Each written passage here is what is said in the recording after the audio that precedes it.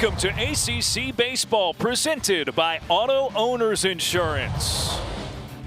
From Doug Kingsmore Stadium, site of Game 2 of the weekend series between perhaps the two biggest surprises in the ACC, both in a good way in number 20 Boston College and in a not as good way in the Clemson Tigers. BC looking to clinch another weekend, a series you see they are fixed among those top three teams in the ACC standings. Clemson bringing up the rear, but with a little bit of runway left with a few weeks remaining in the regular season. And a welcome to you up here in the broadcast booth with Coach Bobby Miranda. I'm Darren Vaught. Bobby Mo, BC continues to do it with a really balanced all-around game. I know you love what they did yesterday, particularly offensively. Yeah, Bird Ball executing their system, the 3 Bs, bases, bunts, and bombs. They took it to the Tigers yesterday all evening long. The big Friday night win here in Clemson, moving up in the standings, still at the 3 spot right now, trying to climb into the top of the league potentially with some big series today and then on to the next week and beyond. It's an old team with home runs from veterans Nick Wang and Kyle Wolf yesterday. You see the year-to-year progress under third-year head coach Todd Interdonato. They have been such a surprise in the ACC this year. The BC Bats, though, will have their work cut out for them today as Michael Sharman's been a bright spot for this Clemson team. Absolute strike machine, uber competitive. That fastball command is elite. Throws all 3 pitches for strikes. That quality breaking ball, you just saw it right there, has a quality changeup, and really competes for the Tigers. He's been so efficient this year. Earlier in the season, had that complete game on just 78 pitches. Well, look at those stats right there, especially the walks. 1.45 walks per 9. The standard is 3, and this guy is at the highest possible level. Number 2 in the league in walks per 9. First pitch swung on. Julio Solier, the leadoff man for Boston College, sends it down the line in right and foul. Tristan McClatty with a run at it, unable to pull it in. Interesting start, maybe a little more interesting than most first pitch strikes to begin the game. Solier, Nick Wang, and Ty Mainolfi, the 3 due up in this frame. I think you're going to see BC very, very aggressive with the strikes, the amount of strikes thrown by the left-hander. One misses up, 1-1 to Solier, who's been quite the table setter for this BC group. Just 1 home run on the season, but that's not what he's doing up there. On base well north of 400 and leads the team in stolen bases. And he flies that one out to center field. Bryce Clavon is there and makes the catch for the first down. So Clavon now a fixture in that outfield for the Tigers. Jack Crichton in left, Tristan McClatty in right. We already introduced you to the infield. Jason Foltz Jr., Tyler Lichtenberger, Garen Purify, Luke Gaffney from left to right. Nate Savoy is behind the plate. Battery mate for Sharman today. So 1 away, nobody on. Here's Nick Wang, who hit a solo home run in the first inning yesterday. And he watches the first for a 1-0. And Nick can leave the yard anywhere on this field. Lots of power. Look at that OPS, 1 dot.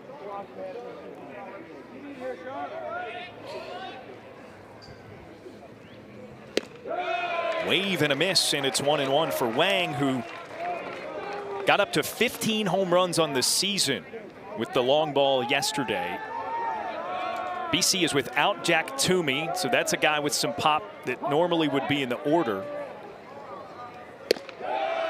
But the 15 for Wang, Coach Mo, he's the only guy with more than 6 in the lineup today. Well, they play a well-rounded offensive attack. Bunt, run, steal, hit and run. Into the air, out of play up onto the concourse, so it'll stay a 1-2 for Wang. Power's just a bonus. If the ball leaves the yard with slug, it's a bonus. They're going to attack you by getting guys in scoring position in a variety of ways.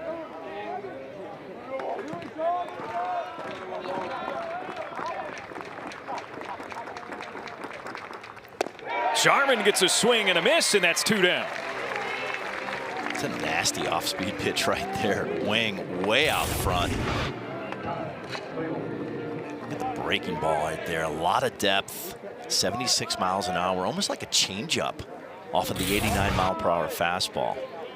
And tremendous depth on that pitch. So a fast start for Sharman as he continues to fill the zone. Now Ty Mainolfi looks at strike one. If you take on 0-0, you're going to be in a hole already, 0-1. Sharman fills it up. Into the air, foul ground. A run over from a third, and it's squeezed for the out by Fultz. 1-2-3 start for Boston College as we go to the home half and the Clemson Bats.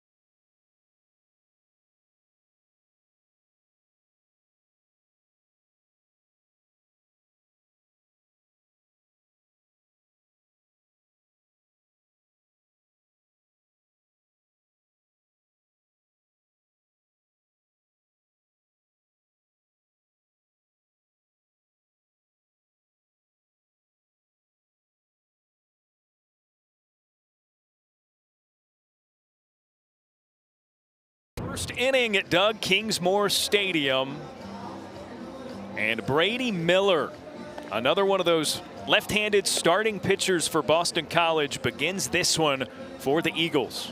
Yeah, really good arm from the left side. Opponent's hitting 210 off of his arsenal, plus changeup, and everything moves all over the place. This guy throws strikes, but the movement is excellent. Very hard to center, very hard to barrel. The Clemson lineup, which has been shape-shifting, it seems, all season, will begin with Nate Savoy. This will be his 8th game in the leadoff spot for the Tigers. Luke Gaffney, who's on a tear the past couple of weeks, and then their veteran catcher DHing today is Jacob Jarrell. Yeah, they're going to need to have a great approach against Miller. You know, the coaching staff for Clemson has talked about his movement. You want to stay through the middle of the field. Throws all his off-speed pitches for strikes. I mean, this is a very competitive dude. And this is not an 86-mile-an-hour, 85-mile-per-hour left-handed pitcher. He's up to 92 from the left side with great size, strike machine. It's been really good for them all season.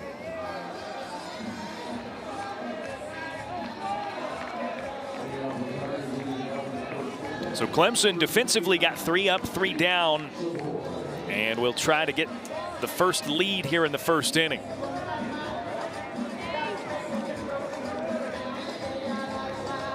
Talked about Michael Sharman, their starting pitcher, as a bright spot for the Tigers. Savoy, you could argue, has been that for the offense. He rakes. I had a game here about a month ago, and he hit one like a 2-iron off the camera well in center field. He looks at the first from Miller, a fastball in there for strike one. Great pickup in the transfer portal out of California. A very bright spot for the Tigers. Big swing, but can't connect on the off speed, and it's quickly 0-2. And there's that plus changeup. Really good pitch.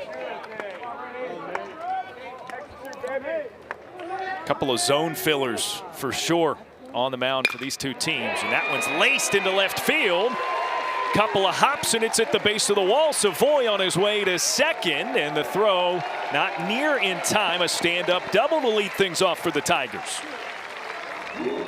Interesting right there. changeup, swing and a miss, and he comes back with a fastball. And this pitch is up in the strike zone. You see it, it's at the belt of Savoy, and he smokes it for a double off the wall to the pull side. Definitely was thinking middle after that off-speed pitch, and still gets his hands out front and drives that ball to left.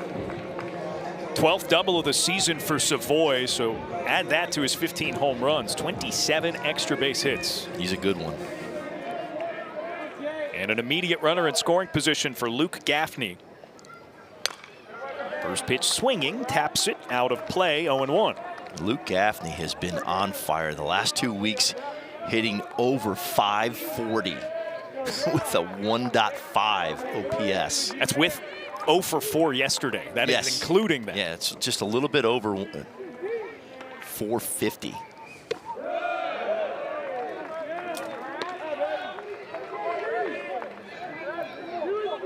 Excuse me, 540. Sorry. Yeah. Either way, pretty good. Yeah. On fire. But you did gyp him about 100 points. Yes. Outside, 2 balls and 1 strike. It's good to see from the Purdue transfer. Had a nice year last year. Really getting hot, really figuring out the ACC as a junior.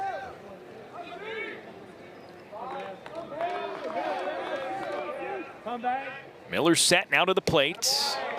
Elicits a swing and a miss and makes it 2-2. You'll see Miller's pitches. He'll cut the ball in on righties. He'll run the ball away. He'll throw the changeup, the breaking ball. Everything moves. The ball's all over the place in the strike zone. Taken in a full count.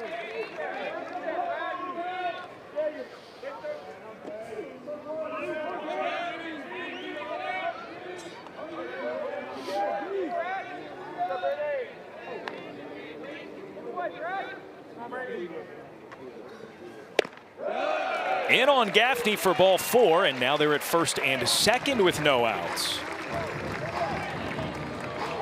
These 3-ball counts are something you want to avoid.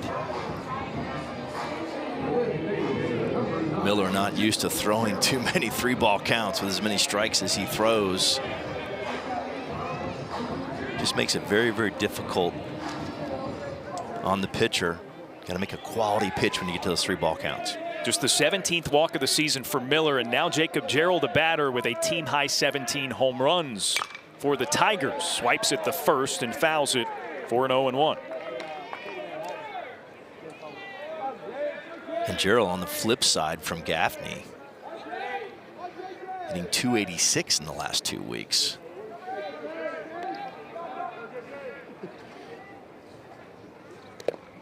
And Miller hit him with the second pitch.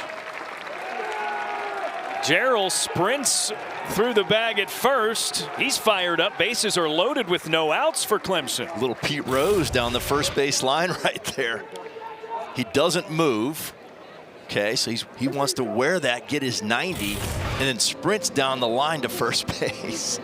So double, walk, and a hit batter for the first 3 with bats in their hands for the Tigers. And already a meeting on the mound for Boston College. Well, it looks like Miller's stuff is cutting into right-handed hitters too much. I mean, he's getting underneath the pitch. It's got a little cut action. That ball just took off.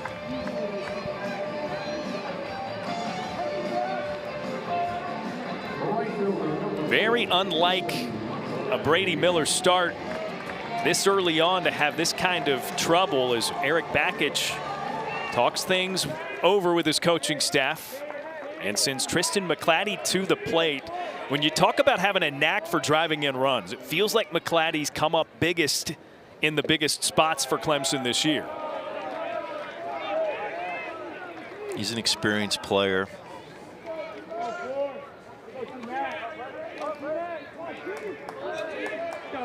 He hits .315 this year with runners in scoring position.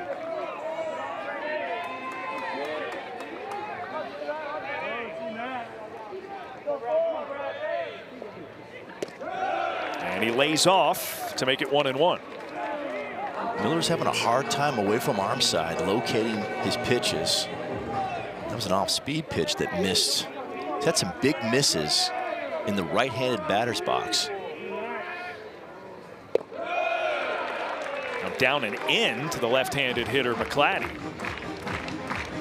And the approach is, if you see the ball down in the strike zone, just take it, because everything's moving and sinking and cutting. Make him bring the ball up in the strike zone to you, something good to hit. 2-1. Another one down and away. And another 3-ball count, this time with the bases loaded. Yeah, Miller looks a little out of sync to me, DV. I mean, he looks like he's just rushing a little bit, trying a little too hard. He needs to stay over the rubber, just let it happen. Off the mark, ball 4, and it brings in the first run of the day. Clemson with the lead here in the bottom of the first. It's just like hitting, Darren. If your front side's early, you're going to pull off the baseball. You have no shot to make contact. Same thing with pitching. If that front shoulder is a little bit early and leaking early towards that third base dugout, you'll pull all your pitches, you know, big misses into that right-handed batter's box, and that's what he's doing right now. Still no outs.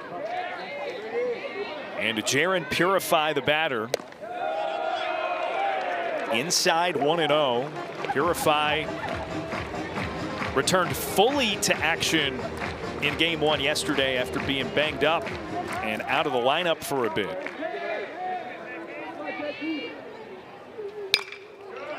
Skies it up into right field, curling into foul territory. Wang chasing and watches it out of play.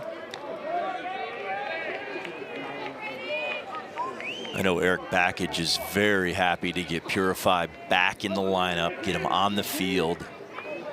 They've been missing his leadership. He's the voice in that dugout. Very experienced player.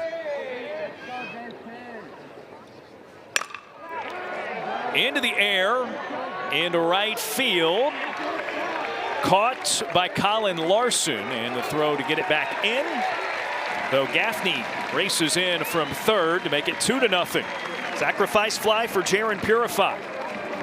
It's a really good approach right there with men in scoring position, trying to stay inside the baseball, hit the ball to the backside. About 90% of the time, the ball will go in the air when you do that. Stay out of a double play. Just good offensive baseball. And for BC, it does register their first out. That feels like something to build on. No doubt. And strikes. Lefty-lefty matchup here as Miller tosses to Tyler Lichtenberger. Bunt pushed past on the right side of the infield. Everybody's safe and another run scores. What a beautiful bunt right there. Great call right there by Coach Backage. The push bunt, safety squeeze to the right side with the left-handed Miller falling off toward the third base line. Watch it right here, just a little bit. Catches it. By that time, the speed gets the ball by him in that Bermuda Triangle between pitcher, first baseman, and second baseman. A run and a base hit for the Tigers. Still only 1 out, 3 runs across for Clemson here in the bottom of the first inning. Jack Crichton is the batter. He'll look to bunt as well, perhaps. Just outside 1-0. I mean, this is a more traditional spot to bunt, first and second. Trying to probably bunt for a hit right there with 1 out. That was a kind of a shocker right there. To catch the Boston College on their heels right there with possibly 2 bunts in the first inning. Trying to give BC and Todd Arenado a taste of their own medicine. Right, exactly. That's what I'm thinking here. It's like, I saw your system work so well yesterday. Let's try it here on Saturday for us. And a timeout call. That's an engagement warning.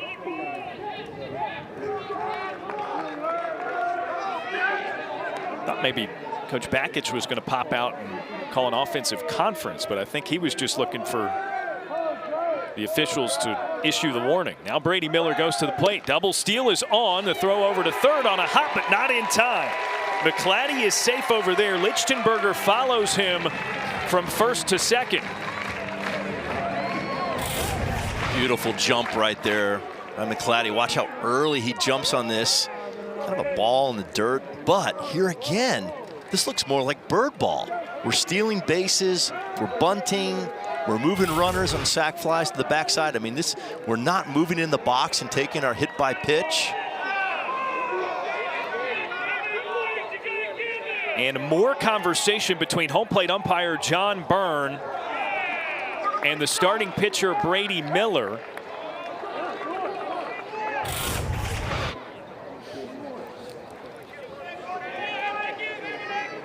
Didn't give him enough time, I don't think. So right here you saw the clock there, the action clock to the left of the screen. The batter has until 8 seconds to engage with the pitcher, but that is impossible if Miller himself, the pitcher, is not looking for that with the batter. Yeah, he was so quick right there, he didn't give him time to engage. That's what he's explaining right now. But again, typically the engagement warning is reserved for the batter. Exactly. It gives the batter time to get in the box, get set, and not be rushed.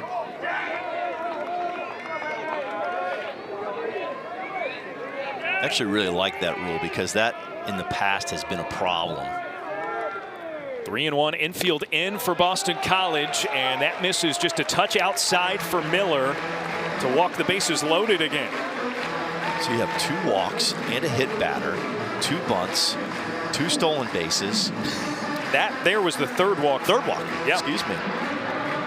Other than the leadoff double by Nate Savoy, a ball's not left the infield. I guess the sac fly as well, but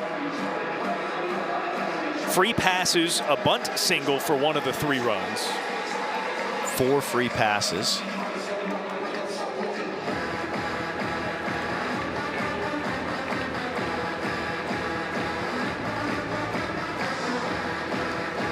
I mean, you're talking about Miller, a left-handed pitcher that averages right around 3 walks per 9, which is the standard. I mean, that is outstanding. 3 walks per 9, everybody wants that. This is the second time all season Miller has walked 3 in an outing. Yeah, this is 3 in an inning. We're talking about 3.1 per game. He's gone 3 per inning in this contest. Per out. Yeah, not even, right, an out. 8th man in the order for Clemson is Jason Foltz Jr., the third baseman. Pitch was inside. Fastball command away from arm side, which means away from the left side of his body. It's been a problem today so far. BC sensing that they can't let this lead get too great, even though it's the bottom of the first. Infield in. And there's a strike from Miller to even it up. Well, you already have a big inning allowed, 3 runs or more. You want to stay away from the more part if you can, if you're Boston College.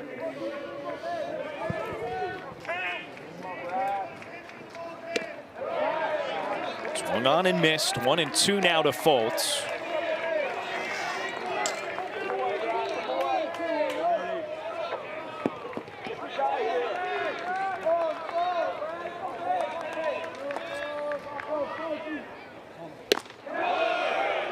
Didn't get him to go. And it's 2-2.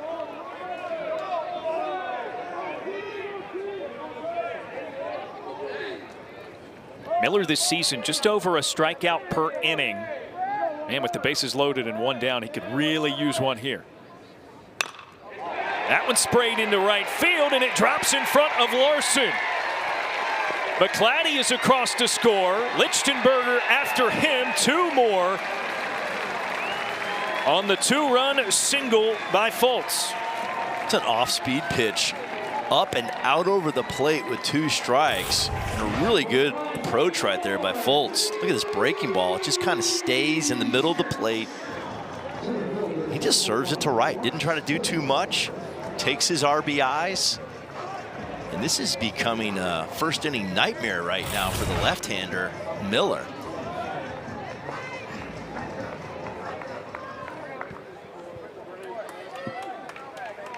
Crichton from first to third on that single, so they're at the corners, and now Bryce Clavon lays a beautiful bunt down the first base side. He's safe. It's another RBI bunt single. Wow. 3 bunts. Another safety squeeze that ends up as a base hit. Perfectly placed down the first base line. Watch it right here. Hits it right off the cap. That deadens it. And that ball stays true. The grounds crew doing a great job with the field. It's like a pool table right there. Staying fair. Well, how about this response from the Tigers after a Game 1 loss yesterday? Nate Savoy back to the plate. Clemson has batted around in the first inning. Man.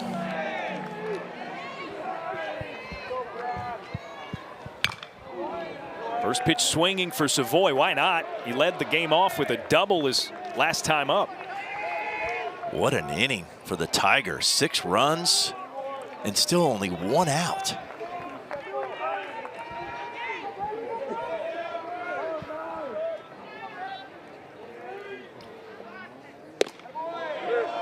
Spinner finds the strike zone and makes it 0-2 for Miller.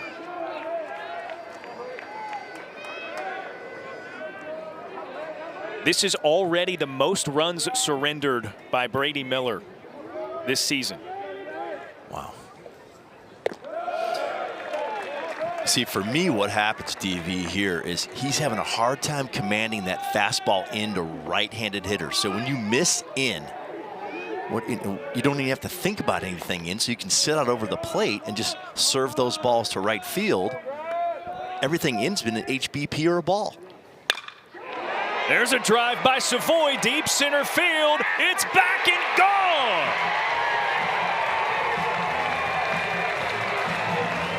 The hits keep coming for the Tigers. Savoy with his second extra base hit of the first inning, this time a goner, and it's 3 more for Clemson. And this is a fastball that's up in the strike zone. I don't think they were trying to go in. I don't think it got there. And Savoy made Miller pay. 109 off the barrel, almost 400 feet. Watch, see how up that is? It's above his belt. And it just doesn't get where it needs to go. Trying to use that fastball in the inner half with 2 strikes. You got to drive it in there on the black, and it has to be down in the strike zone. 16th home run of the season for Savoy, and now Miller started his motion and then stopped it.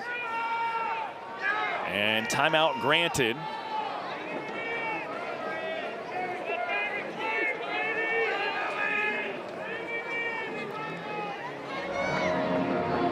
So BC has had the bullpen going.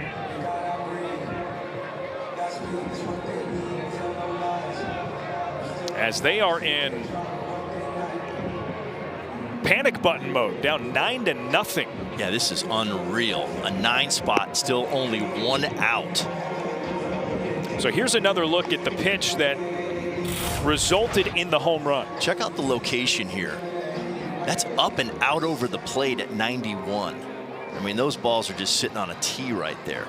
There's been no execution away from arm side. The ball has not been driven into a right-handed hitter yet this inning. And here comes Todd Interdonato. Looks like the Eagles are going to make a change. Just 35 pitches in for Brady Miller.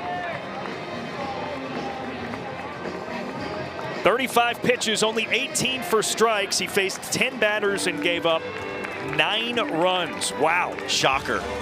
Absolute shocker right there from Miller. And the Clemson Tigers. I mean, fantastic.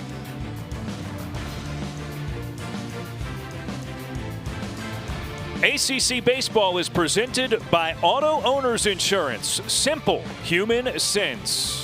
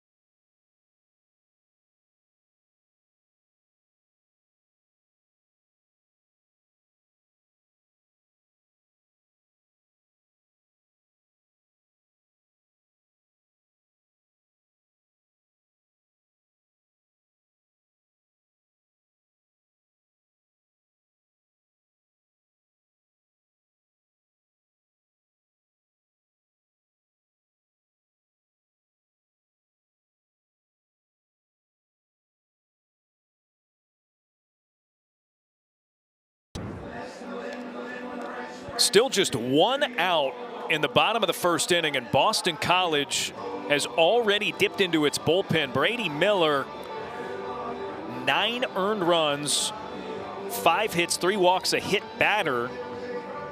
Nate Savoy of Clemson with the 2 extra base hits, a double to lead it off, and most recently a 3-run home run. So here we go. In comes the right-hander, John D. Mitchell.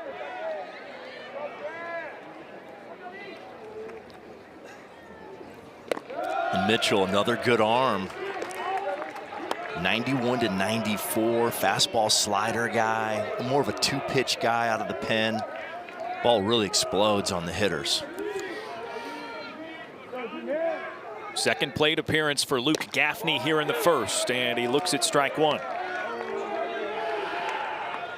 Worked the count full, walked his first time up.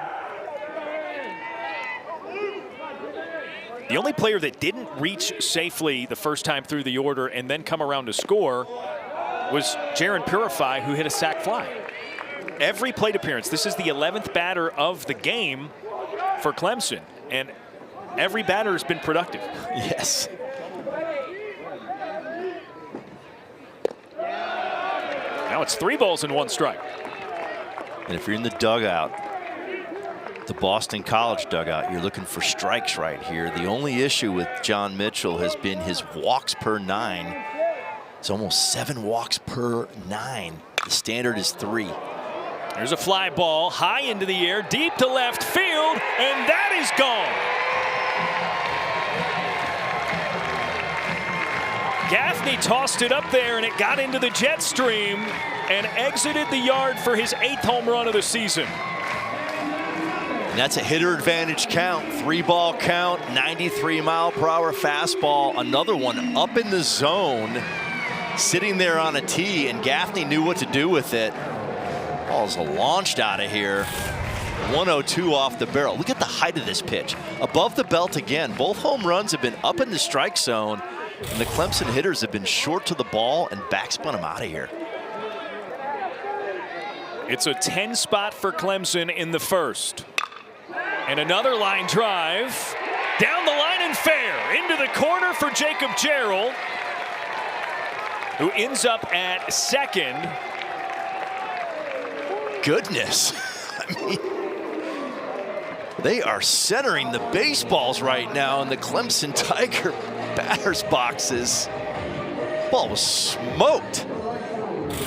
106 on the line right here. Just fair. And bounced out of play for the auto double. Took a fan out. Oh, well, I think he's hamming it up a little bit. Yes, he is. But it could have, if not for the quick reflexes of that young man. Now Tristan McClatty with a runner in scoring position. And an 0-1. Holy cow. This is something else. This is impressive.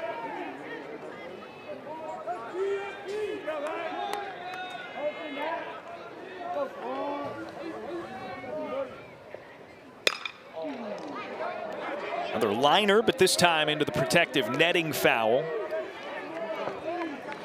I mean, Mitchell has really good stuff. He spins the ball at 3,000 RPMs on his breaking ball. He's up to 94.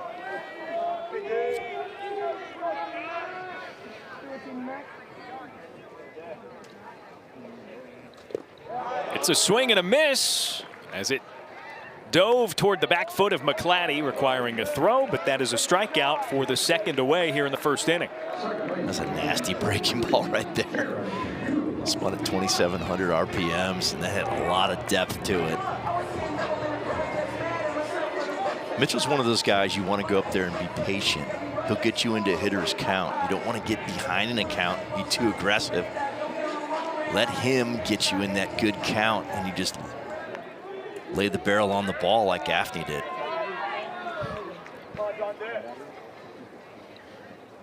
Oh, Mitchell tripped on his delivery, so that'll send the runner Jarrell from second to third on a balk.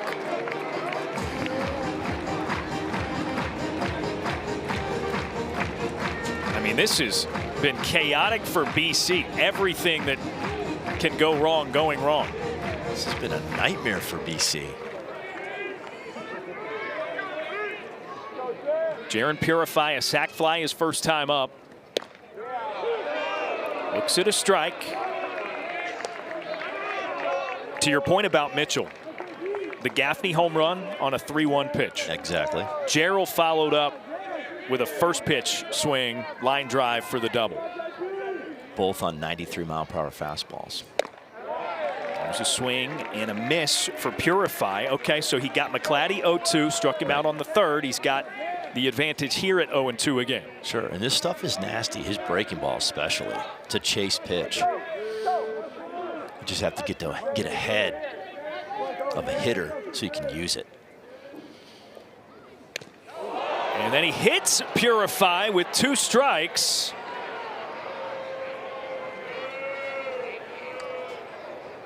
We might have 2 injured players on that play right there. The ball ricocheted off Purify. And it got Gunnar Johnson, the Yeah. BC catcher. And Gunnar he wore that one as well.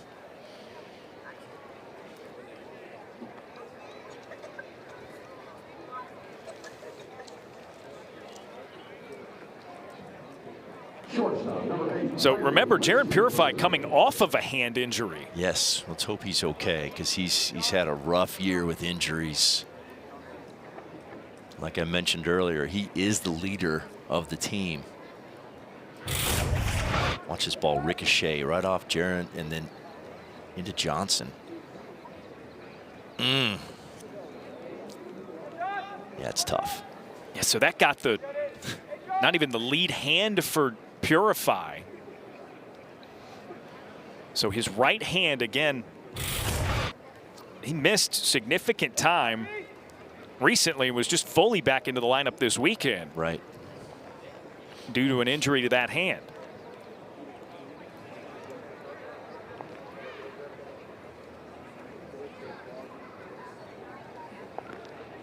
And that, Bobby, did not sound great. It doesn't tickle, I'll tell you that right now. Oh. Ouch. I mean, both of them. Got it. They wore it.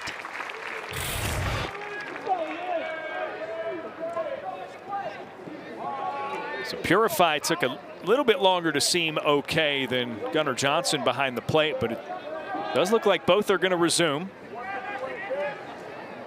And now it's runners at the corners again for Clemson. Got a ball in the field.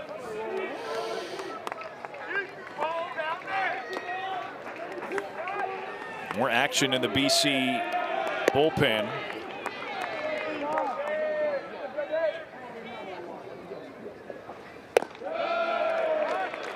And now 1-0 to Tyler Lichtenberger. Man, the toughest part about that for Boston College is Mitchell had Purify 0-2.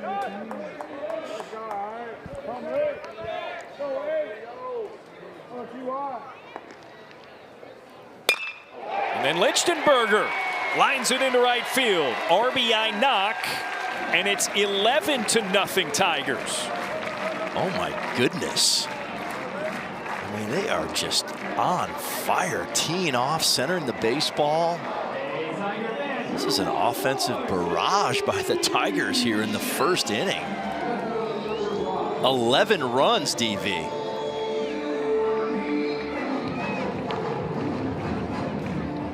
Eight hits, 11 runs, 2 doubles, 2 homers, couple of bunt singles. 2 stolen bases. Some safety squeezes that have turned into base hits.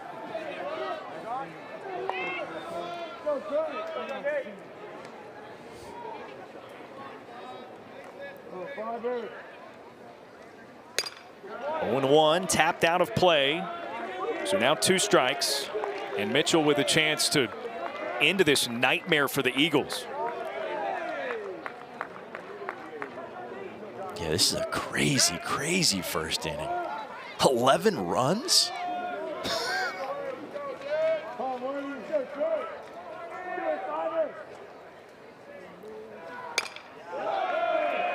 Fought off by Crichton. So it'll be another 0-2. I mean, Bobby, look, when we come in and do these games, I don't know that we necessarily set expectations in an extreme way, right? Sure. We're just but we have anxious to see what's going to happen. But I don't know that if you would have given me 100 guesses, if I would have said, yeah, Clemson's going to put up 11 in the first. No, and in our call earlier this week with T.I., the head coach of Boston College, the biggest reason they're in the position that they are in the ACC, third, is because of their pitching and their starting pitching. He's had the same rotation the entire season, and they're getting it done at a high level. And there's called strike 3 to retire the side, but wow. 8 hits and 11 runs for the Tigers. Yeah, just teeing off on balls up in the strike zone. BC pitchers getting behind in the count, and Clemson paying it off.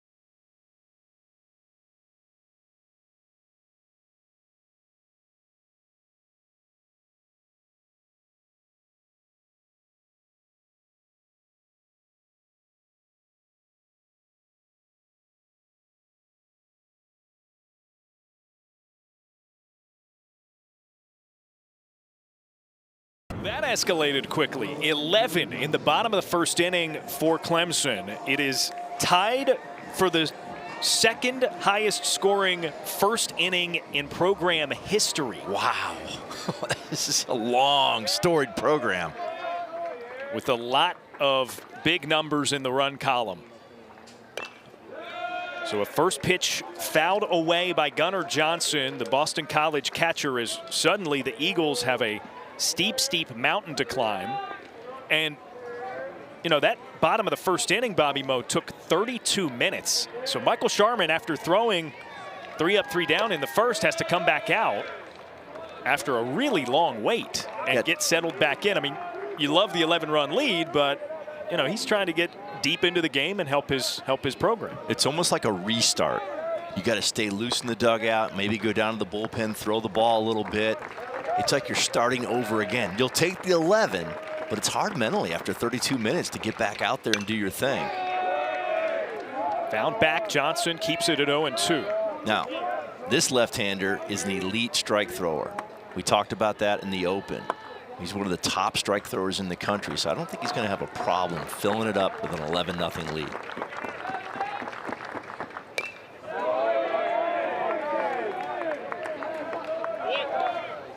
Johnson hangs in there, still 0-2. I mean, an 11-0 lead as a guy who already fills the zone kind of empowers you, right? If you're starting. No doubt. Because the only way that Boston College gets back in this game, they need some help. They'll need some walks, some HBPs, some errors, stuff like that, then hit a bomb or something. Because, boy, if you just have to hit your way to 11, it's tough. It's very, very difficult. Now, if you look at the first inning for Clemson, they had a lot of help, right? The walks, HBPs. 3 walks, 2 hit Exactly. batters. Exactly. And that's how you score 11 runs in the first inning. Now, they did slam the ball as well. But you need a little help to get there. Now 2 balls and 2 strikes. So Gunnar Johnson, who's seen 7 pitches so far.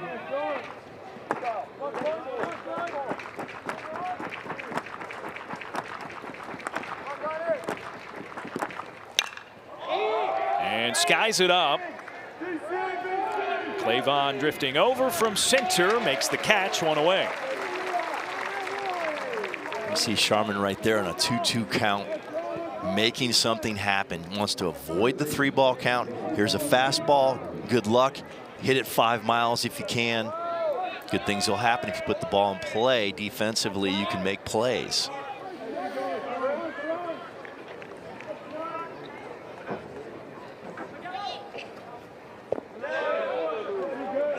Missed low to Luke Gallo, 1-0. Third baseman was 2 for 4 yesterday in the Game 1 win.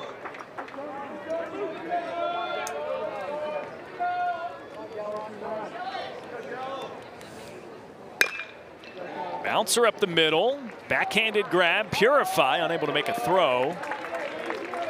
So Gallo safe and is the base runner, the first base runner for Boston College. Good piece of hitting back through the middle of the field. Perfectly placed. TTM, man, that's where all the hits live right there. You think middle, then you can work line to line. It's good hitting. Big leagues to little league. Through the middle of the field. It works. It always has.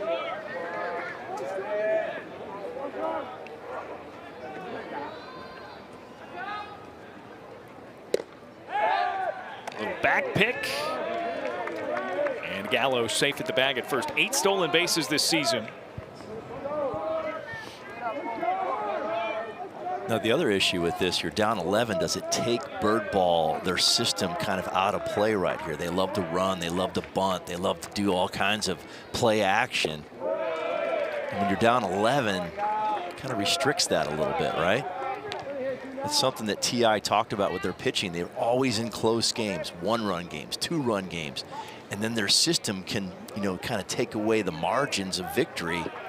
They elevate their system when they're close. But when you're down 11, ooh, that's tough. On the ground again, Purify tosses. Lichtenberger steps on the bag at second, and it's picked at first by Gaffney. Beautiful double play.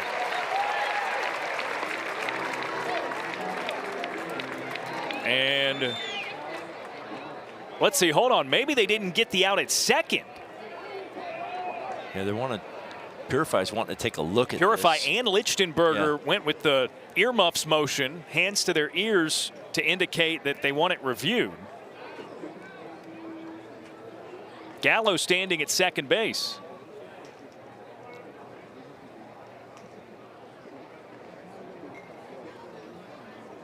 And Eric Bakich getting an explanation. Thinking that they didn't touch second base possibly in the middle of the field. Well, it got to Purify quick, and he tossed it before Lichtenberger was all the way over to the bag. Lichtenberger was a little bit in the pull mode, so he was a little late getting there. Okay, so yeah, so the ruling is that Gallo is safe, but Clemson is challenging that.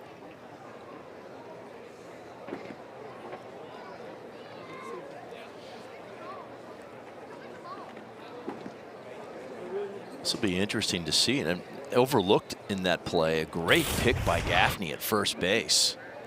So here it is after the toss from Purify.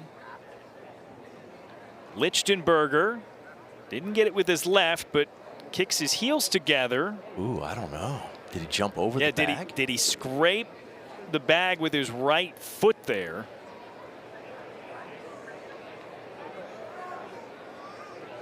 That's a tough one right there. He definitely misses it with his lead foot. Did he kick it at all with his right foot as he came across the bag? Ideally, what he wanted to do with his lead foot, which is his left leg, he would have loved to step on that bag and then just throw the baseball. But he didn't quite find it on the first step. I think he airmailed it. Watch his foot just clear the bag right there. going to be tough to overturn because it's so close. But you see a little air between his foot and the white bag coming across the base.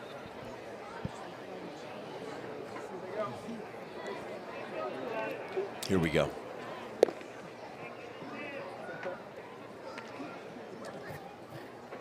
After review, the call at second base is confirmed. Runner safe. Clemson has one challenge remaining. Wow. So the runner Gallo is safe at second. Clemson doesn't get the double play.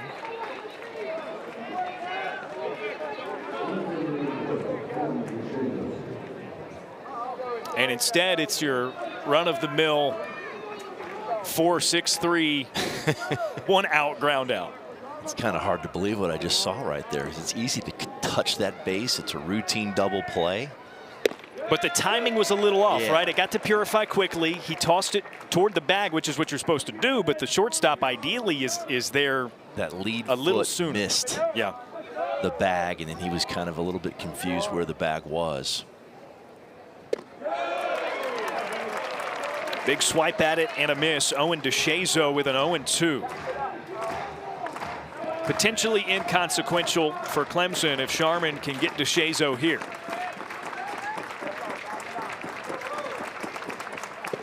And he got him swinging. Oh. No contact.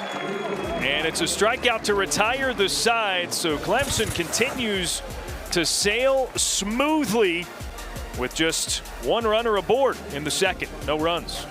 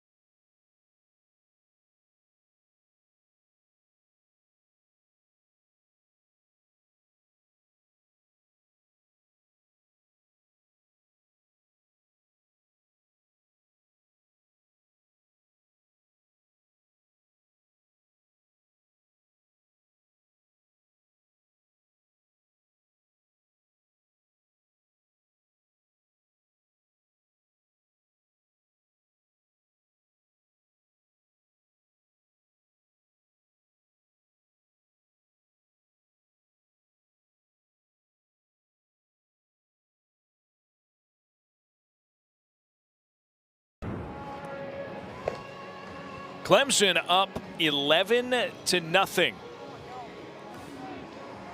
And headed to the plate for the bottom of the second. In the first inning, they flipped the script. We talked at the top of the show about bird ball. How about tiger ball getting it done? Tiger Ball taking notes last night and flipping the script in a bigger way here in the first inning, now headed into the second. 11 runs? Really? Off an elite pitcher like Miller. Shocking. Well, so Boston College finds themselves in scramble mode. I guess that's the reason we're seeing Aiden Gelbsman for his first appearance of the season, the sophomore. I do not have a note on him. Not one note. Other than his roster, left-handed, has not thrown an inning.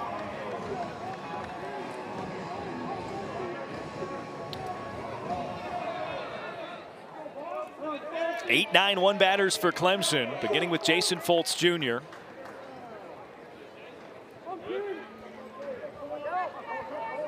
Gelbsman, the sophomore transfer from U-Albany, where he played last year. 11 appearances, 6 of them starts. And he throws it down and in and hits the first batter he faces. 90-mile-per-hour fastball, pitch 1. And it's another free base for the Tigers. Third Clemson batter hit by pitch. Gelbsman is the third pitcher used by Boston College. They have each hit one batter.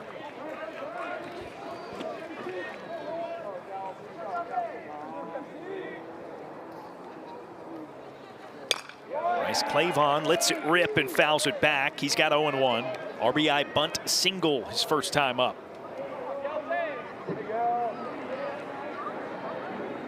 It's a good arm from the left side, 90.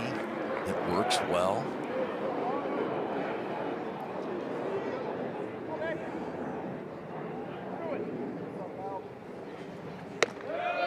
Spins it high, 1-1. So from the BC perspective, Coach Interdonato said it to us earlier this week. I mean, he really had only one point of reference when it comes to instances in which the Eagles have really been thumped this year, and it was game 1 last weekend against Notre Dame. He did feel like his team grew from it because they bounced back and got games 2 and 3 in different ways. But man, I mean, you know, success in game 1, this happens to you early.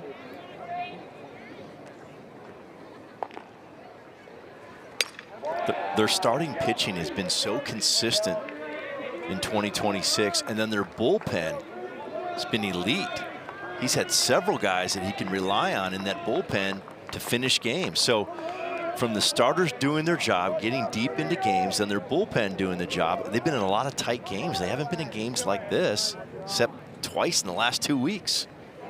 A watchful eye by Clavon works the count full. So now you're in a position, if you're BC, where you need to get something out of a first-time pitcher this year. Sure. Get a good look at him. 90-mile-per-hour fastball from the left side. Fought off. Clavon keeps his full count. And it could be huge if he can give some length right here and save the bullpen for either later in this game or tomorrow, because you want to come out of here winning 2 out of 3, potentially, if you're in the Boston College dugout.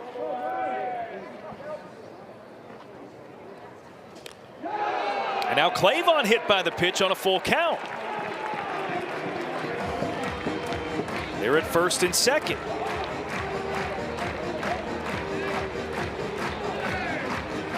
BC pitchers, this has been a common theme today. Fastball command has been well below the standard. Hitting several Tigers, just pulling their fastballs in on right-handed hitters, and then throwing fastballs up in the strike zone that were hammered for doubles and home runs. More action in the Boston College bullpen.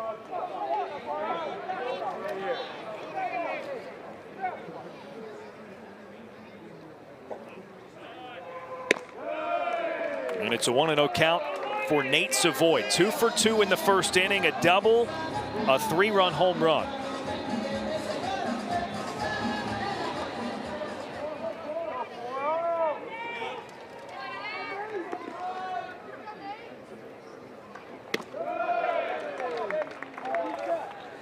And Nate Savoy can really swing it. Looks like T.I. is going to come out here and potentially make a change or have a chat.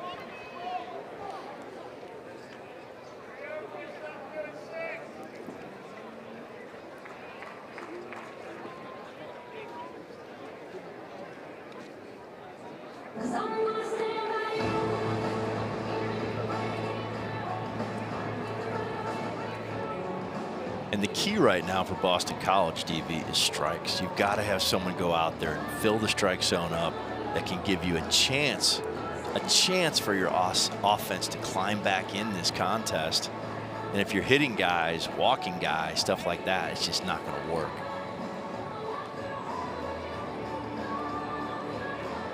Next Saturday, ACC Network is back here at Doug Kingsmore Stadium as number 14 Florida State comes to Clemson. Game starts at 1 Eastern. You can also find it on the ESPN app.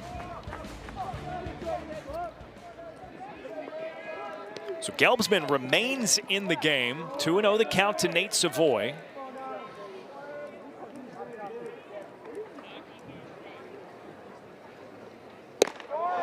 And there's the strike zone. Bobby, I don't want to sound overly optimistic for BC here, but there's quite the disparity in the seasons that these two teams have had.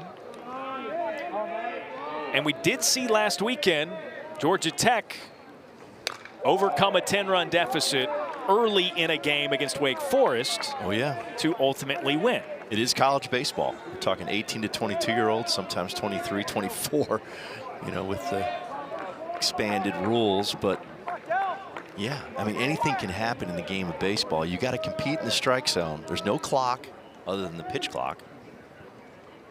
You can't run it out, take a knee. You've got to throw it in the strike zone and then compete to the end. Now, the difference there, you might nitpick, is Georgia Tech's got a little more slug in the lineup. The #1 offense in the nation, right over there on the flats in Atlanta. Savoy comes around, and that's strike 3, swinging. It's a good breaking ball.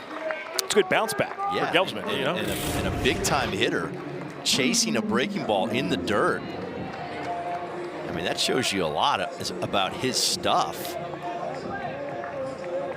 To get a hitter like Savoy to chase it. And that's what we call an extreme chase when the ball hits the dirt.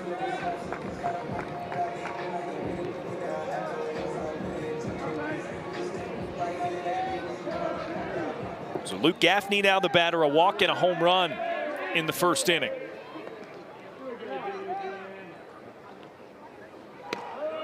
Breaking ball sails high, 1-0. I think one of the keys, though, too, if you go back to last week in that 10-run deficit and Georgia Tech coming back, the rain delay really helped them because that kind of reset your club mindset-wise. A rain delay would be nice for Boston College right now, for them to reset their minds. See, now you got everybody in the control room saying, don't wish that evil on us, Bobby. Matter of fact, I don't think we have any he rain just got coming. dismissed, as a matter of fact. I can finish this one, or I'm going to have to. No, we're not going to do that. But it is true. It's just like with the Cubs in 16 in Game 7 of the World Series against the Cleveland Guardians, excuse me. Into the ground to shortstop. Solier makes the easy play to third. And the force out is the second away. Sometimes those rain delays can reset your club in the game of baseball, and you come back out a different team.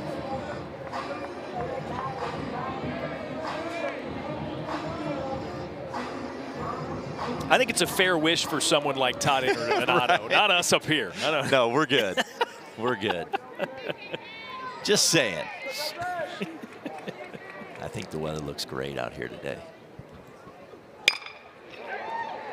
Lifted into right center field, and a rush over for it by Ben Williams. Retires the side. So nothing doing for Clemson in the second.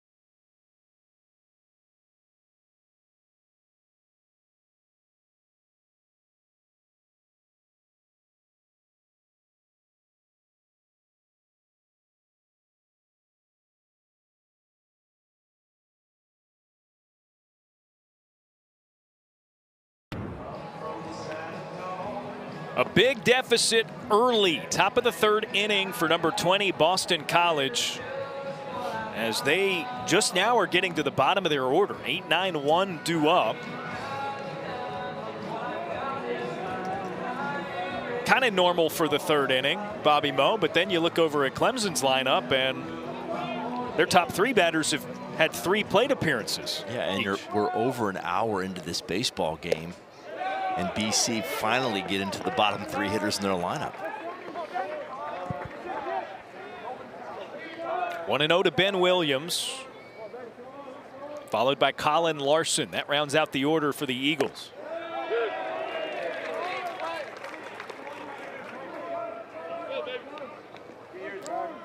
If you're Sherman right here, you're just charging it, daring the BC hitters to make contact. This inside 2-1. You want them to earn everything that they get up there if you're on defense.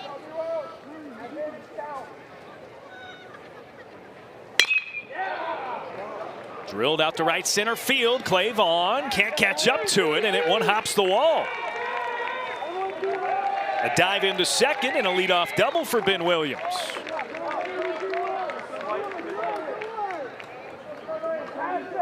Beautiful swing on a challenge fastball, just throwing it in there. Smoked right center, one hop off the wall. Williams hasn't gotten a lot of run this season. 56th plate appearance, his 2nd extra base hit of the year.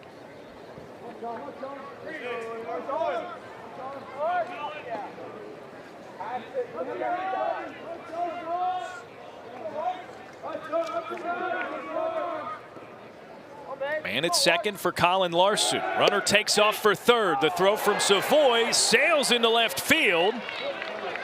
Williams on his way home is in to score the first run for Boston College. Well, now you know they are going to run. Even try to steal third, down 11 with nobody out. Staying aggressive, staying with their plan, their system. Savoy just airmails this throw. Easy run for BC. And remember, Boston College leads the ACC in stolen bases and broke their own single season stolen base record yesterday. The one that was set last year under Todd Interdonato. Exactly. I like it. I think sure, if you're trying to come back, you might as well try doing it as yourself, you know? Right. And playing your game, the game that's gotten you this far into the season, being this successful. To your point, you're probably not going to come back if you're not yourself. You have no shot, right? You want to manufacture your system and let it play and see what happens. Larson flies it into right. McClatty there. And there's one away.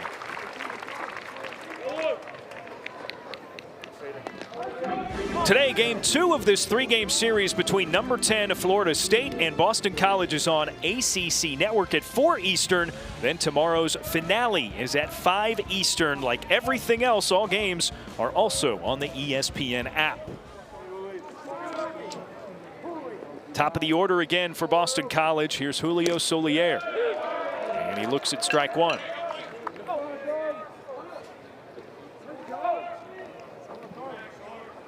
Solier has been excellent against left-handed pitching, hitting over 400 this season. Takes to make it 1-1. Almost 1,000 OPS. I mean, he just lights up lefties. And there's a line drive into left field and a base knock. Right on cue. He sees it well from the left side, that's for sure.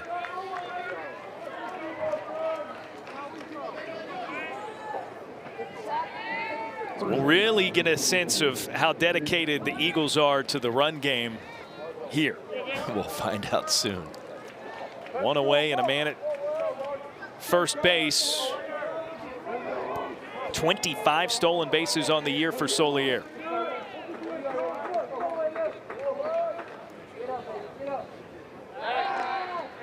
No surprise there. And if you're in the Boston College dugout right now, what you want to do is try to cut it in half if you can. Get close to 5 if you can, 6. Cut it in half early in the game and kind of see what happens. Nick Wang waves through it for an 0-1 count. He struck out on 5 pitches his first time up.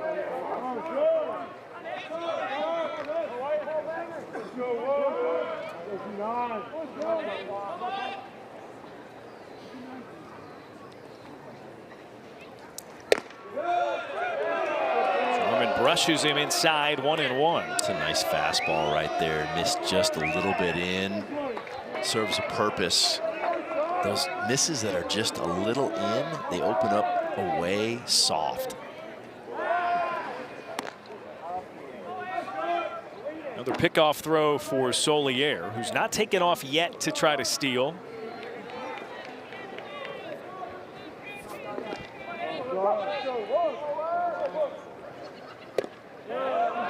Floats inside on Wang. Smart take, 2-1. I think he wanted that pitch down and away, just kind of cut it to the inner half. Wang in a hitter advantage count right now.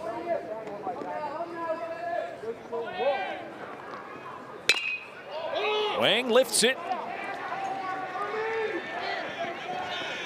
Crichton there in left. Solier scurries back to the bag at first.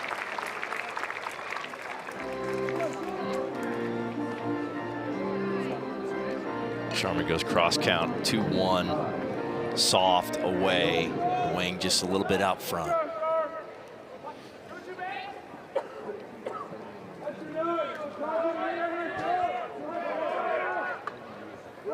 Back to Ty Mainolfi, popped up in foul ground down the third base line his first time up. And a pickoff throw over for Julio Solier.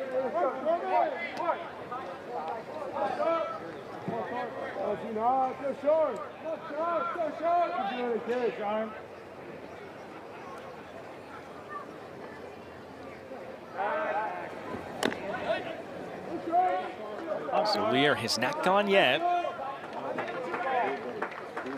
We'll talk to Todd Interdonato coming up at the beginning of the bottom of the third here shortly. And a loose ball makes its way over from the BC bullpen, so timeout called.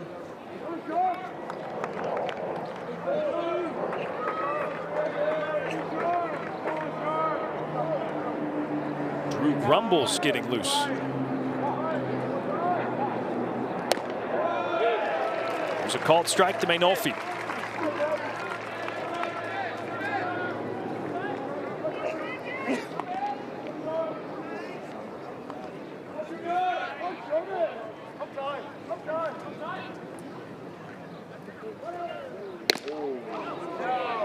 A touch too high and a 1-1.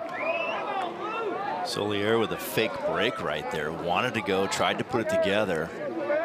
Sharman with a little slide step. I think he just shut that down, thinking he was too quick to the plate. Quickly, just another reminder throw over to first base. It's not like Solier's having to dive back to the bag in these instances. He's an A-plus runner, is what I call an A-plus runner. He loves to go. He doesn't have a steal sign. So when he feels it, he has the green light to take it. Sharman drops in a strike 2 to Mainolfi.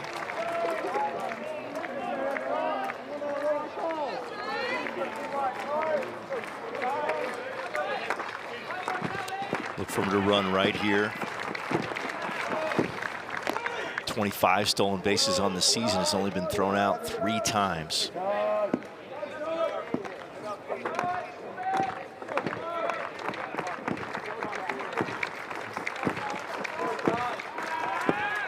Oh, got Solier off balance, and he just sneaks back in. He's wanting to run right here. Yeah, he was looking to go. 1-2 count, 2 outs. Why not?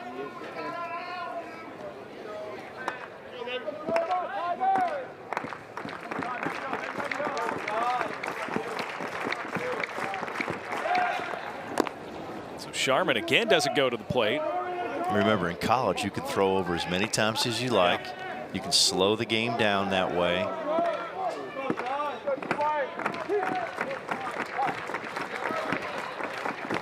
Now to the plate. And a take high 2-2. Wow. That was close. Just missed the top of the strike zone, I guess.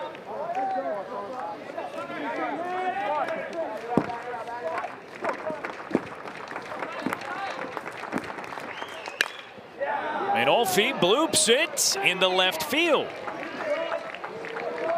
So the hit extends the top of the third for the Eagles. They're at first and second.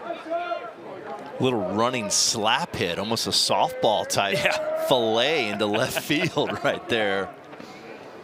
It's a great job with 2 strikes.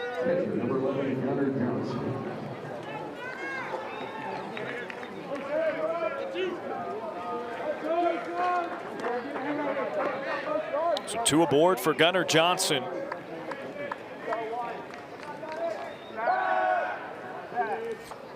And more concern for Solier, even as he's at second base. Big opportunity right here for BC to cut into this lead.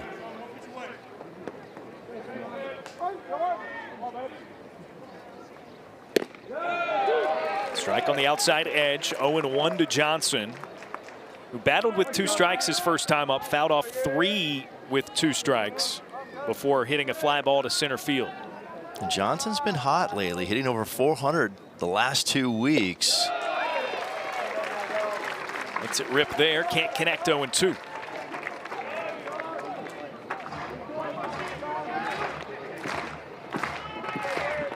Just the second opportunity today for BC with a runner in scoring position.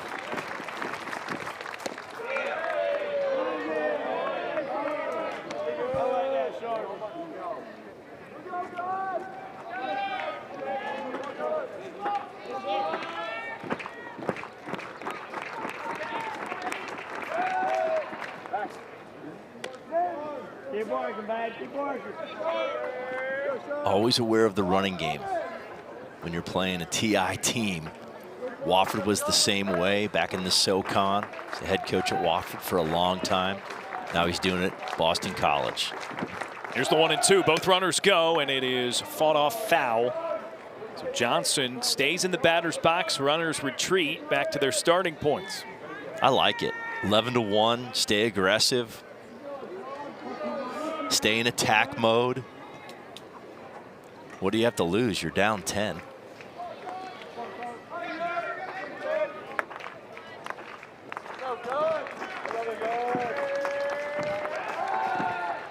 Looking to throw back again for Solier. Look what that's doing defensively. You're having to control the running game at second base, and you're in a 1-2 advantage count with 2 outs. You think most teams, just get the hitter, let him run. It's pressure. I mean, I imagine how 10-run leads become 6-run leads. Correct. And 5-run leads. Then suddenly you're up only 2. There you go. Scratch and claw their way back into this potentially. 1-2, another blooped shot into the air into left field, and it's down for a hit. Solier will come around from second to score. And it's 11-2.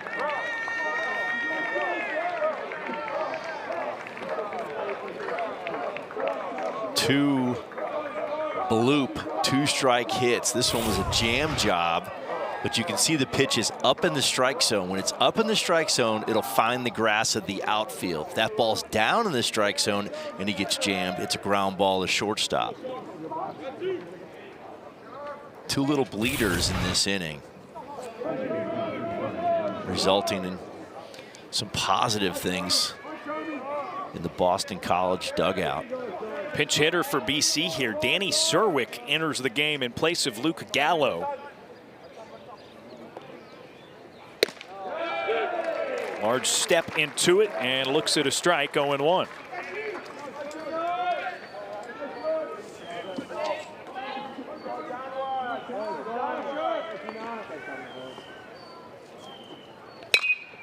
Serwick sends it skyward into left. Crichton in on it. and squeezes for the third out. So it's not much, but it's a couple for BC. They pulled it within 9.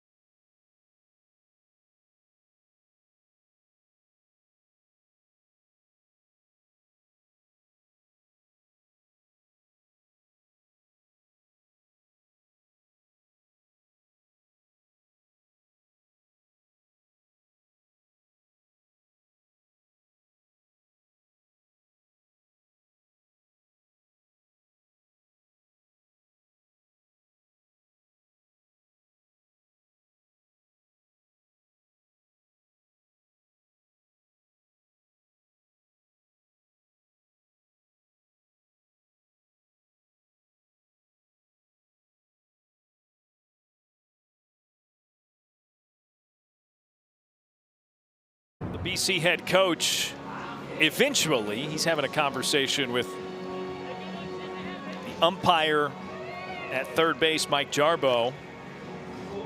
But it was not a great start.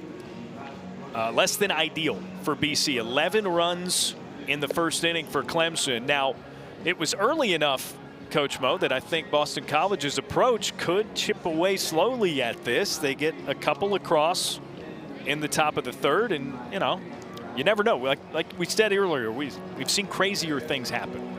Well, they've proven already they're going to run their system. They're not going away from their system, which we like here in the booth. They're being themselves. They're going to run the bases.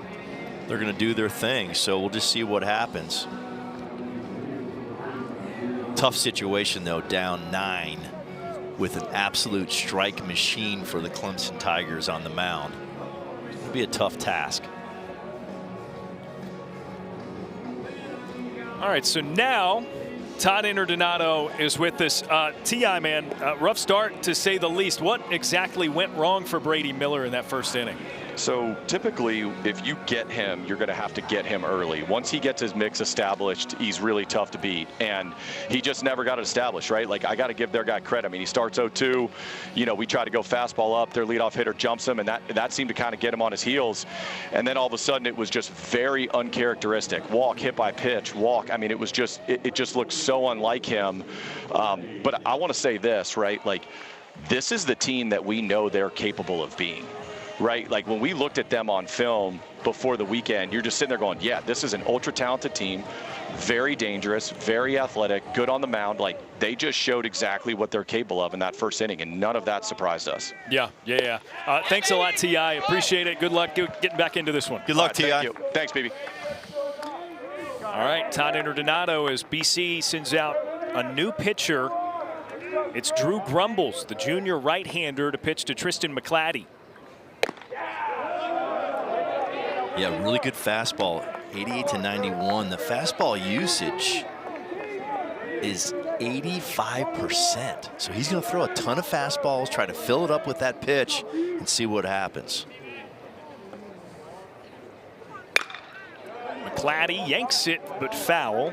Down the line, 1 ball, 2 strikes.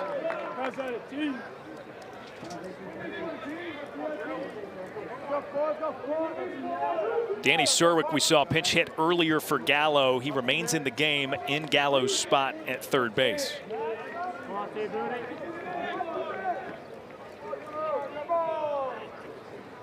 Two strikes on McClatty. And a close take, now 2-2. Little slider just down in the strike zone.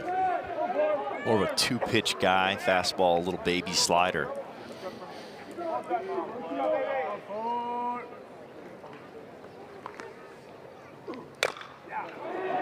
High chop up the middle, no chance at a play. It just developed way too slowly, and Tristan McClatty leads off with a Baltimore chop single. Wow, I was just going to say a Baltimore chop, old school right there. The ball went about 30 feet in the air right off the plate. Watch this here. Look at that. and just lands perfectly. That's a nice little sand wedge onto the green. I mean, even if BC would have had a fielder positioned right where it landed, yes, McClatty's already at first. By the time it hits your leather, he's already there. Man aboard for Jaron Purify. And a first pitch fastball that misses high. 1-0 to Purify, who had 2 plate appearances in the first inning. This is his first since then.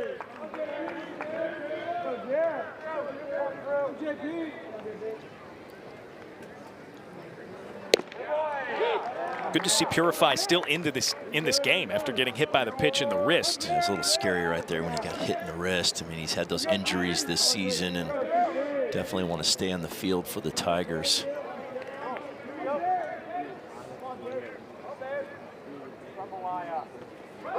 Runner goes, and Purify hit by another pitch. That was a breaking ball that didn't do anything. A little bit of a cement mixer. Like I mentioned, Grumble's more of a fastball guy. Just guides this breaking ball and really didn't get extended on it. Didn't finish the pitch. It's only 77 miles an hour. That's not that big a deal, but he probably throws 85, 86% fastballs. More of a one pitch and an occasional breaking ball guy.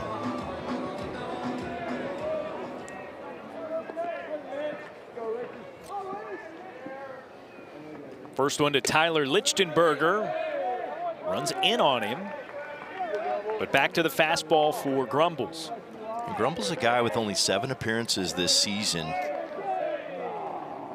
Hasn't been used too much for the Eagles.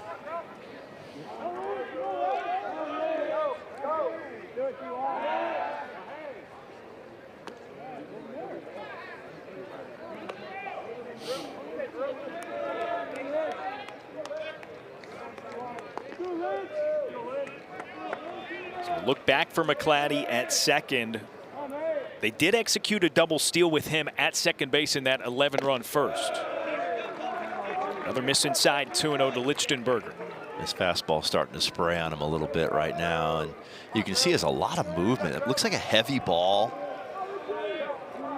meaning almost like a bowling ball going up there. The ball's just boring down. Gumbel's having a hard time commanding it right now. Into the air, left field, and caught by Owen DeShazo. The throw to get it in, but both runners move. They're at second and third now. McClatty to third, Purify there to second. That's great base running. Great base running. Both runners moving up 90 feet, getting into scoring position with 1 out.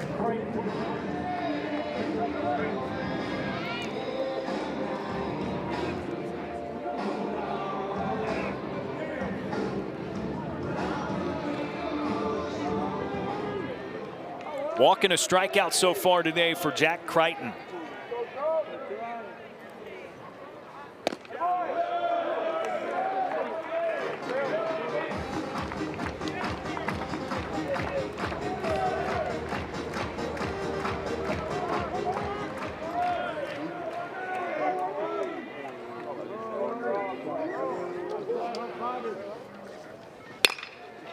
Hot shot right up the middle and through. 2 more Tigers runs driven in by Jack Crichton, and it's 13-2.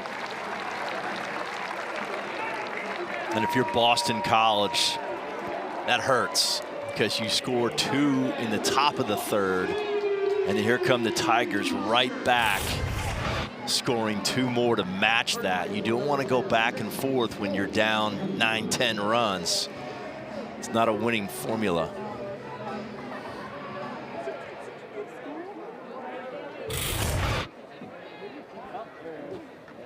Back to an 11-run lead for the Tigers, and the runner takes off, but it's tipped foul. Gunnar Johnson affected again by the backside of that play. Clemson staying aggressive, starting the runner. taking 90s on fly balls in the outfield. I mean, that's how you want to run your offense. You want to stay on the gas pedal right now. Do not let up just because you're up several runs. Keep extending the lead, tacking on.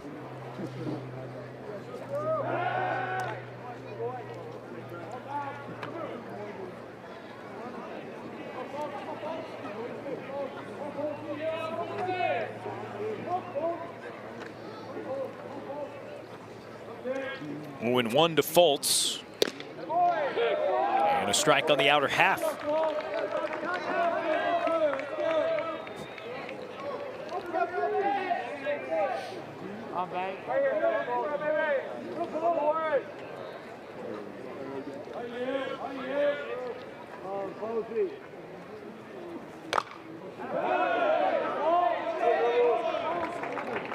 Fouled off, still 0-2.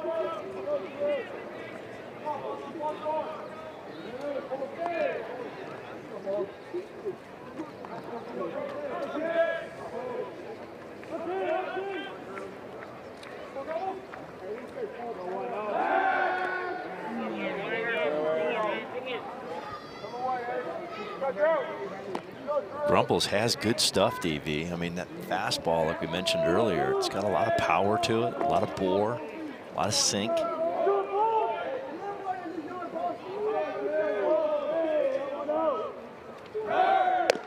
There goes Crichton again for second, and the throw is off the mark, and I don't think it was on time either. So Jack Crichton notches his 5th stolen base of the season and makes his way into scoring position. Jack had a great jump right there. No shot for Johnson on that throw to second base.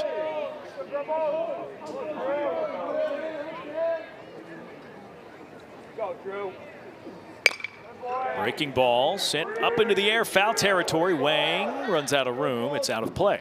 Starting to feel that slider a little bit.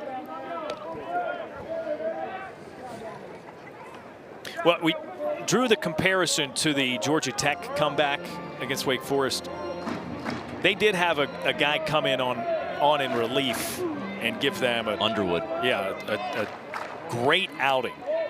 What was he, 5 innings in that? Yes. And it kept it at put up zeros where it was with zeros on the board. So if BC's going to get back into this, it feels like they need one of these guys to give them something like that. Right, and Underwood hasn't had a lot of appearances and a lot of work this year for Georgia Tech, and they're just almost trying out guys.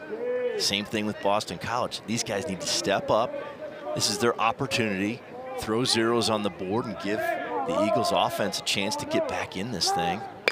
Another 1-2. Stays on the ground. And the throw from short gets the out. The ACC Men's Lacrosse Championship continues Sunday at noon Eastern live from Charlotte on ACC Network. Get started with all ACC at 11:30, and all games are available to stream on the ESPN app. So 2 down on the ground ball. The runner advanced to third. And Clavon rips it up the middle for another RBI hit for Clemson. Wow.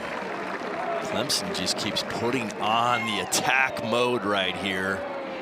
Those RBIs live through the middle of the field. It's a really good approach. Men in scoring position. Baseball is all about 2-out RBIs and 2-strike hitting. And that's the definition of it right there. Through the middle of the field.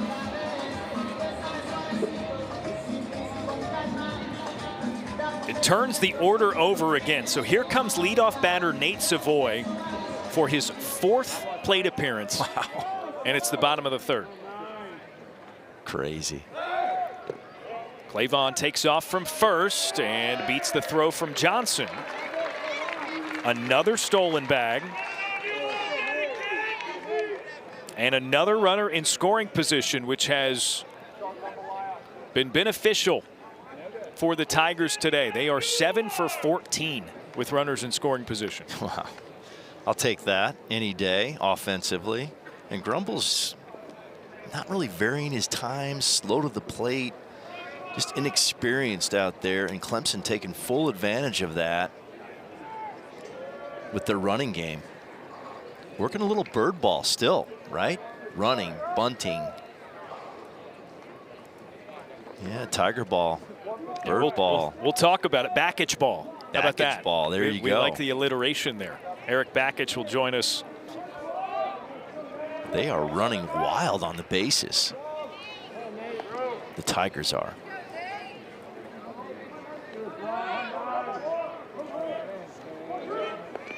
Savoy 2 for 3.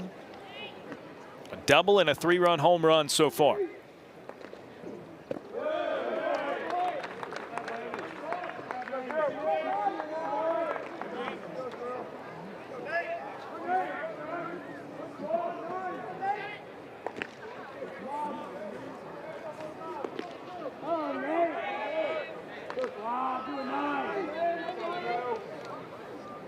Two and 0. Outside, 3 balls and no strikes.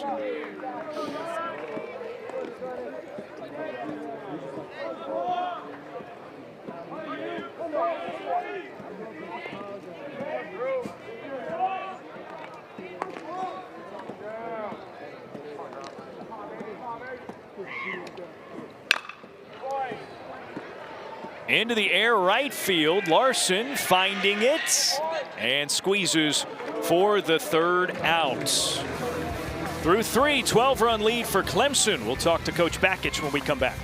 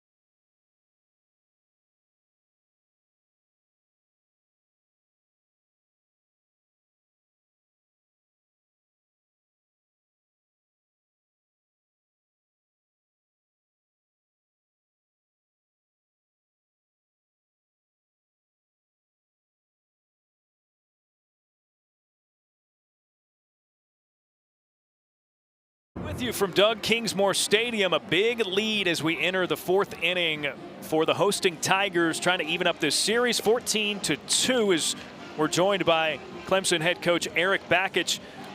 Coach, man, what a start to this one. What did you say to the guys after the game yesterday, before this one, that inspired such a barrage offensively? I have no idea. I just know that there's not a team in the history of baseball that needed an 11 spot in the 1st inning more than this one. Coach, the offensive plan of attack, I mean, bunting, running, power, hit by pitches, not moving in the box. I mean, it's a complete offense so far in this baseball game.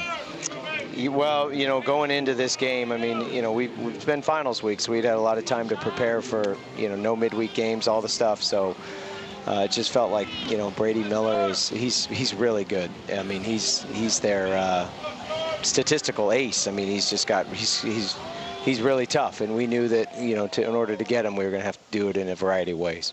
Yeah, no doubt. All right, EB, appreciate the time as always. All right, hey, thanks, guys. Thanks, Darren. Thanks, B-Mo. See ya. Coach Eric Bakich, got to be happy. The way he said that, no team needed an 11 spot in the 1st inning as much as this one. I like what he said, I don't know. Because we've all been there in the dugout. You know, you just baseball, if you think you got it figured out, it will humble you. Yeah. It will humble you. And he's like, I don't know. It just happens. But no, there's more to it than that. He's a great coach. They do a great job. And their guys are obviously prepared for this one. Kyle Wolf with 2 strikes, sends it into the air in the left field. Crichton races for the catch, and there's 1 down.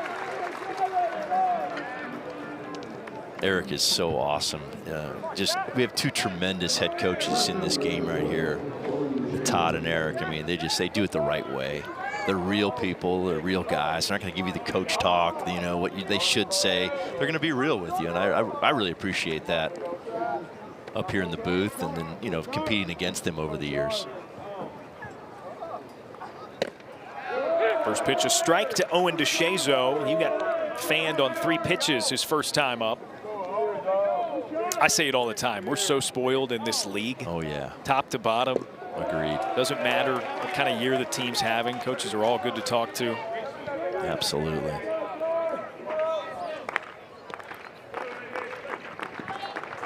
Sharman quickly now with the 0-2. Rings up DeShazo. And it's a quick 2 gone. Filthy off-speed pitch right there with tremendous location. Watch this pitch on the lower away quadrant from the right-handed hitter. Very difficult on the back door. I mean, that's perfect.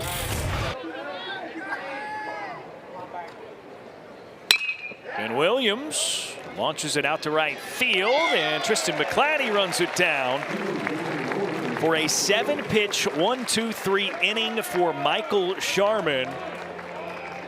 Midway through 4, it's a 12-run lead for the Tigers. And now Clemson, with what has quickly become one of the best traditions in college baseball, will recognize veterans in the stands, asking them to stand up, and they're greeted by players themselves. And Coach Bakich will get in the stands, shake hands. Quite impressive. There he is, the nimble Erik Bakich. This is really a fantastic thing that they do here in Clemson, South Carolina.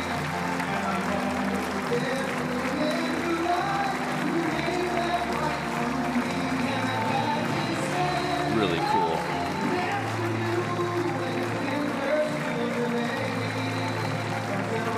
Several veterans here in attendance today.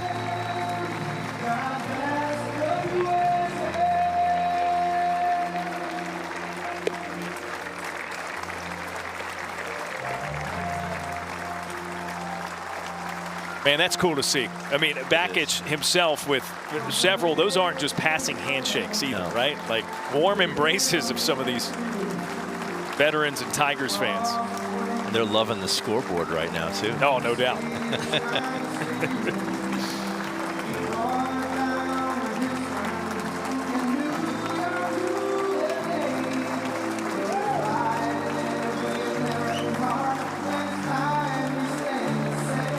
Yeah, that is awesome. They do it every single game, and it is just fantastic.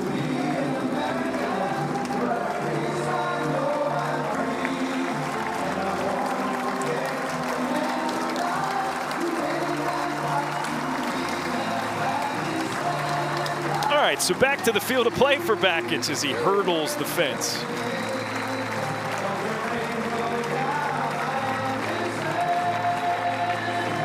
As Clemson will send 2, 3, 4 in the lineup up to the plate. To face a new arm, it's Matthew Spada, a left-hander here for the Eagles as they continue to empty the cupboard. Strikes, strikes, and more strikes are what Bird Ball needs right now from the left-hander. Throw it in there and see what happens. Give your offense a chance, put some zeros up. Give your offense a chance to get back in this game. They need a 1-2-3 inning in the worst way.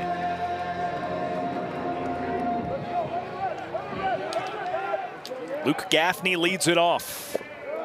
And it's a 1-0.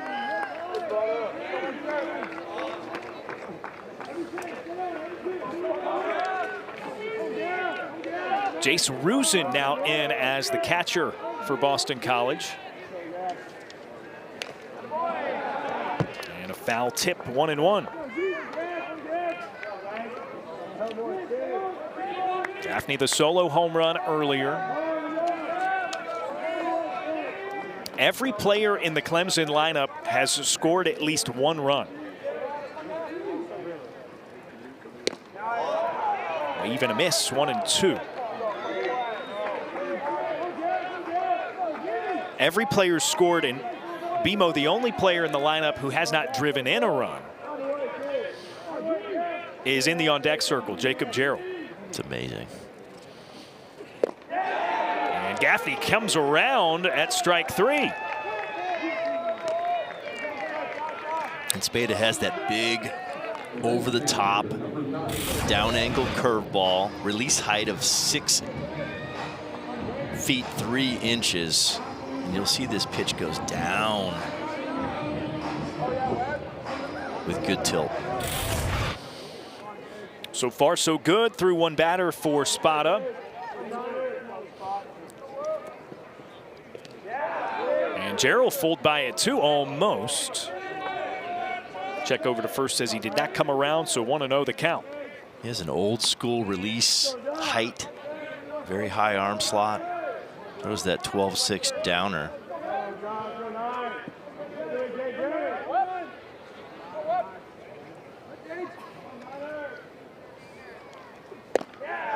That time gets a swing and a miss from Jarrell, 1-1. That 12-6 is coming back into vogue. It's coming right? back, just like right? the sinker came back. Yeah. I agree.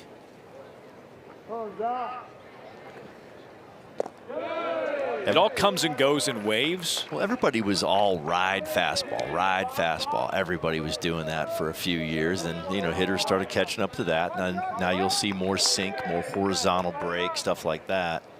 And then the 12-6 is making a comeback as well. 12-6 curveball.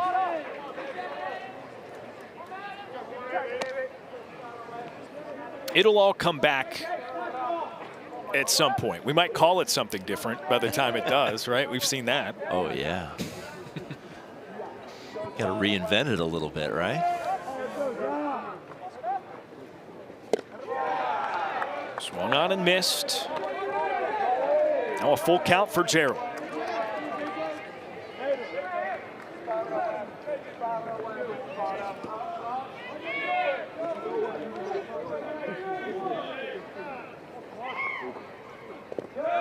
All 4 low. Tried to throw that breaking ball 3-2. Bounced it. Jarrell had no part of swinging right there whatsoever.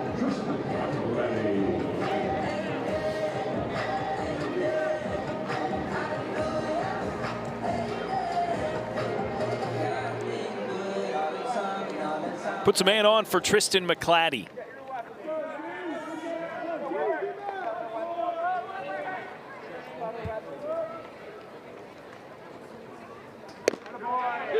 There's the breaker in for strike 1.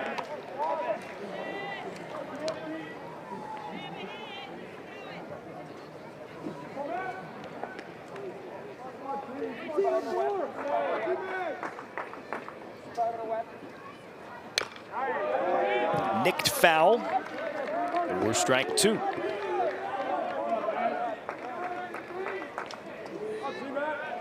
Only 2 innings and 4 appearances for the left-hander prior to this one. This will be his 5th on the season.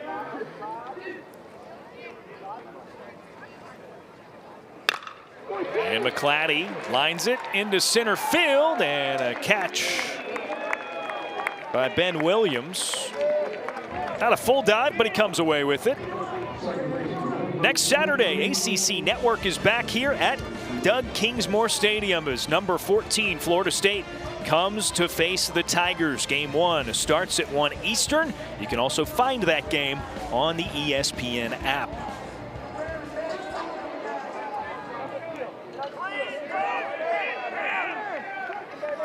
Two down for Jaron Purify, hit by a couple of pitches. A sac fly to go with that, so technically Coach's line is 0 for 0 on the day. 0 ABs today, exactly. But it's his 4th plate appearance, and this is the 4th inning. Yes, and 3 quality at-bats. There's the strike zone. Spada trying to make quick work of the Tigers in the fourth.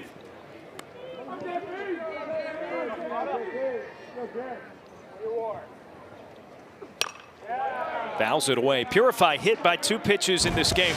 Very different instances. First, it was the fastball up on that injured wrist. And then a breaking ball that just got away from the pitcher, Drew Grumbles. And now he battles with 2 strikes. Wave and a miss. Purify fanned. And it's the quickest side so far for the Clemson Bats. A really good fastball down in the strike zone against a really good hitter, Purify. Boston College trying to get back in this thing.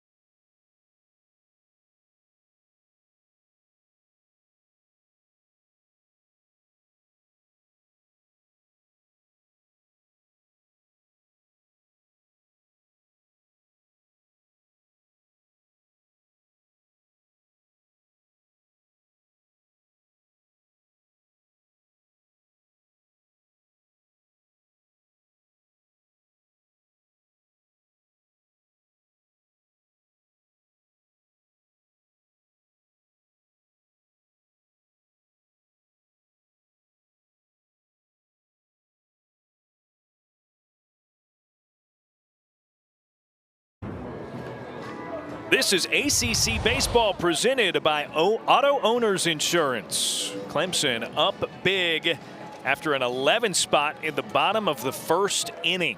14-2 the count. Michael Sharman still on the mound, just 60 pitches in. And continuing to work with 9-1-2 up here for Boston College, beginning with Colin Larson.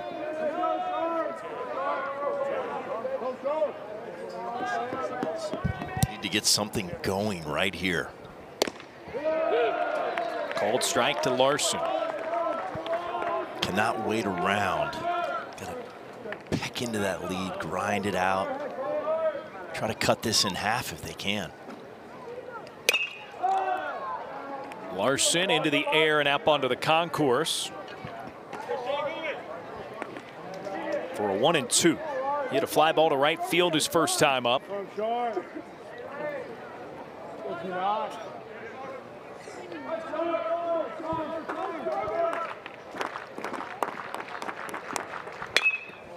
That one drilled and turned on, but foul. Just so difficult. Cannot say this enough when you're down 12 and then you have an elite strike thrower like Sharman on the mound. Very, very difficult to get back in a game. Right back to it again with 2 strikes, and Sharman just off the mark. Good take by Larson.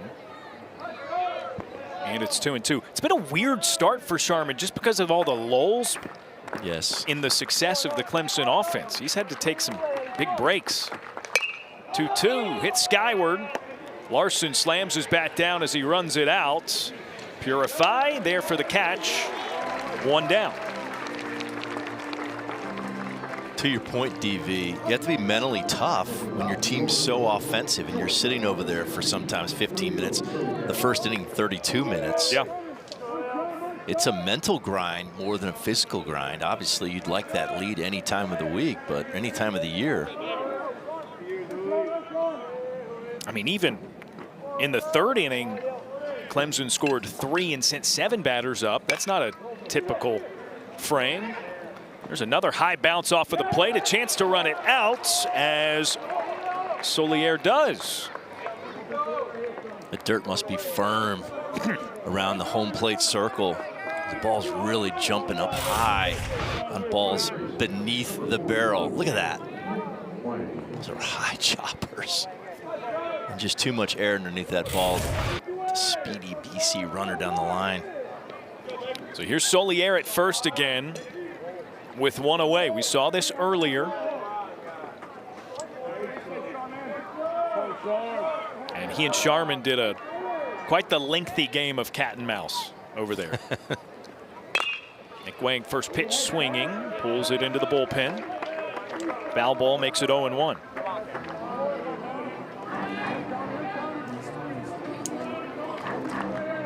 He still has the green light for sure right now with 25 stolen bases. He's going to try to put it together. Wang hard on the ground to shortstop. Lichtenberger flips it up. Purify, plenty of time for the turn and the toss to first. And the double play retires the side. Nice defense by the Tigers. They remain up big.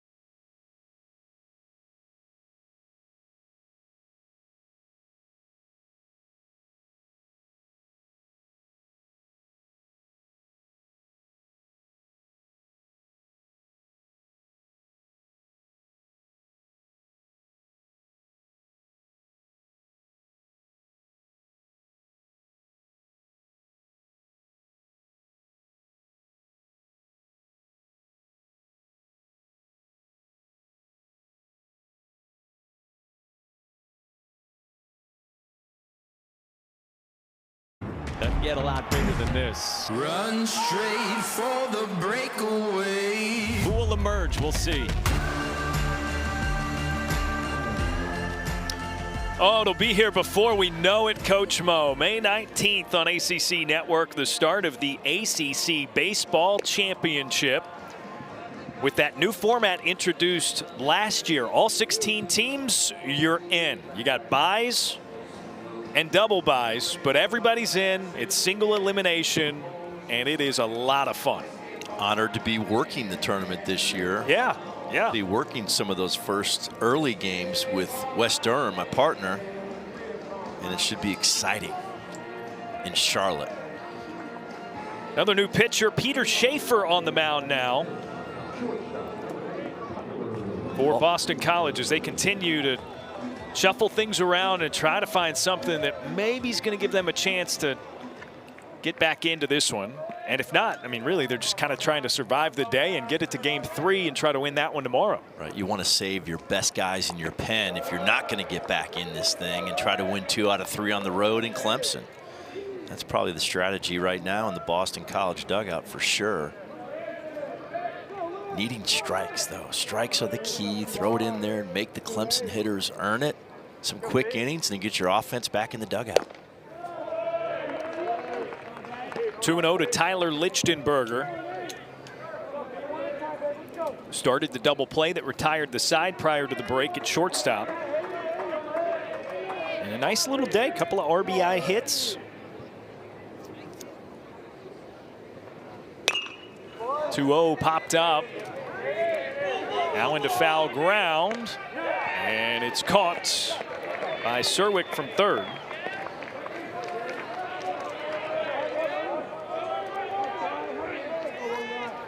New first baseman for Boston College as well, Esteban Garcia.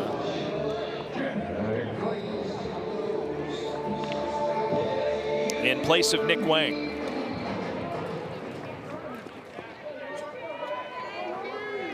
So here's Jack Crichton with one away, nobody on. Watches it low, 1-0. Crichton a 2-run single his last time up.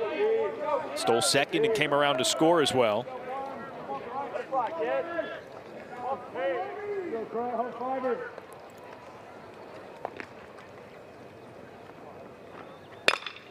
Hard hit. Solier's got it at shortstop. And there's a ball that's absolutely smoked. You throw strikes, you got a chance to play defense on that baseball. Early in that first inning, hitting guys, walking guys, you have no shot to defend it. It's a nice little play. Ball had a little hook and sink to it.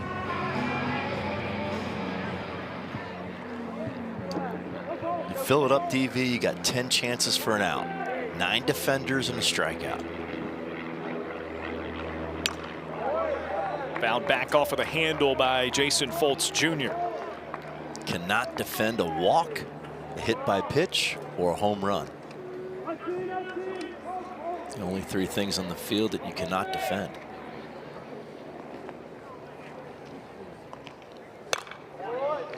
Foul ball, strike 2. And that third one hit it over the fence. You paid a lot of money at the highest level to do that. Yeah.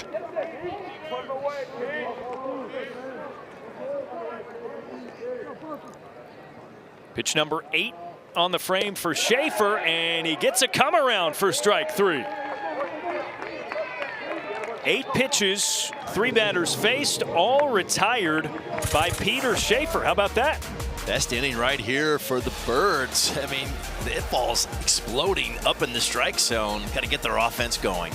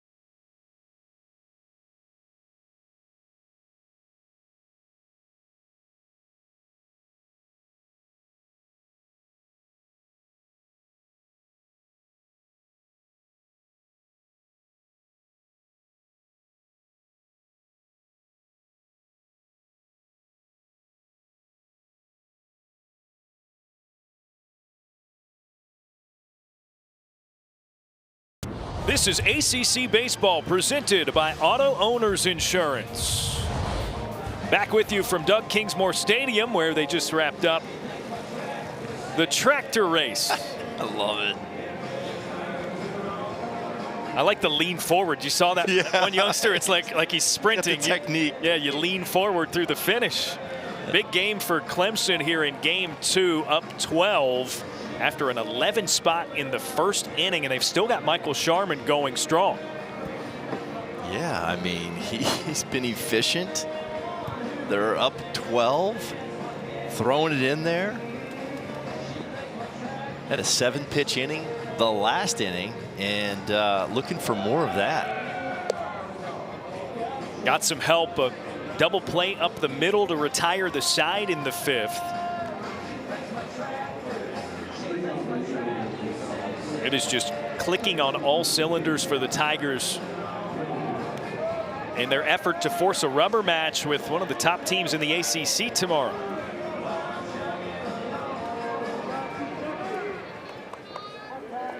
3, 4, 5 due up for BC here.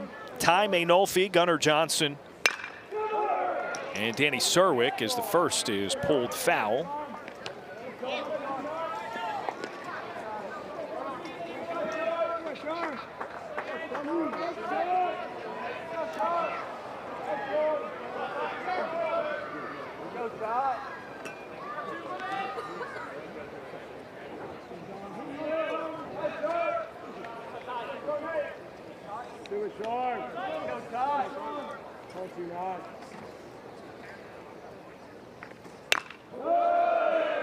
Mainolfi slices it foul, and it's 0-2.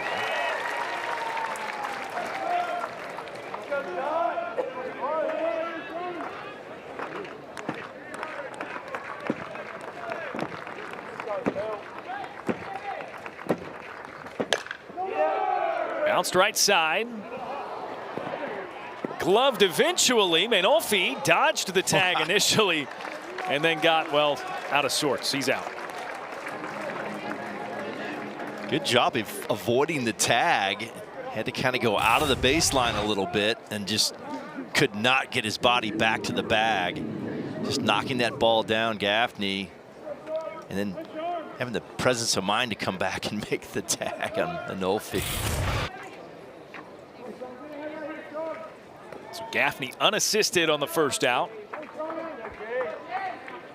Now Gunnar Johnson, RBI single his last time up. 1 for 2, and looks at it on the outer black. Man, Sharman's just steady. He is, and he just fills it up. Love the tempo. Gets the sign and goes. And forgive me, this is Jace Rosin's first, or Rosin's first plate appearance as he replaced Gunnar Johnson as the catcher.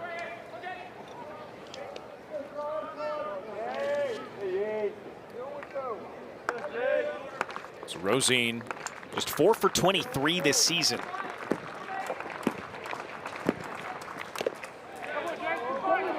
Fouls it back.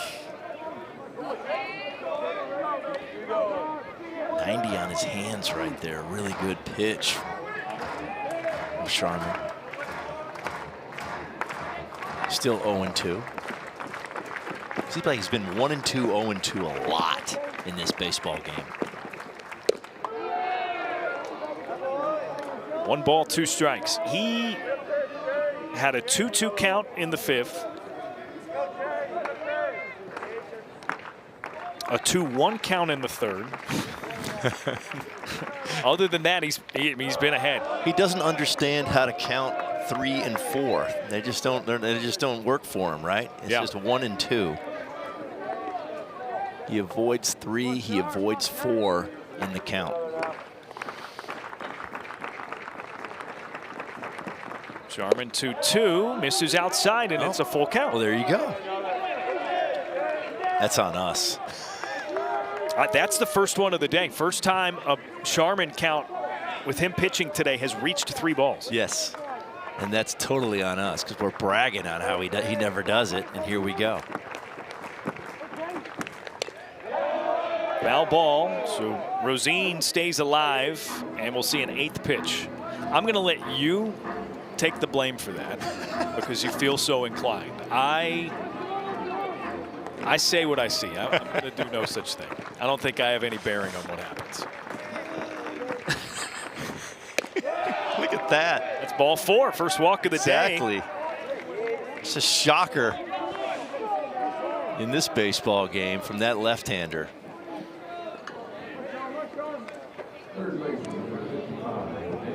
And it's all Bobby Miranda's fault. It's my fault, 100%. Runner on first for the Eagles.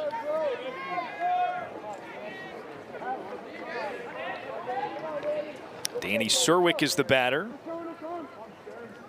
His second plate appearance after replacing Luke Gallo at 3rd. And has an 0-1 count. Hit a fly ball to left his first time up.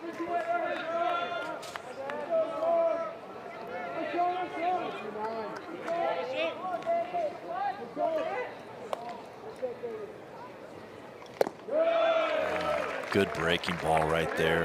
A lot of sweep down and away.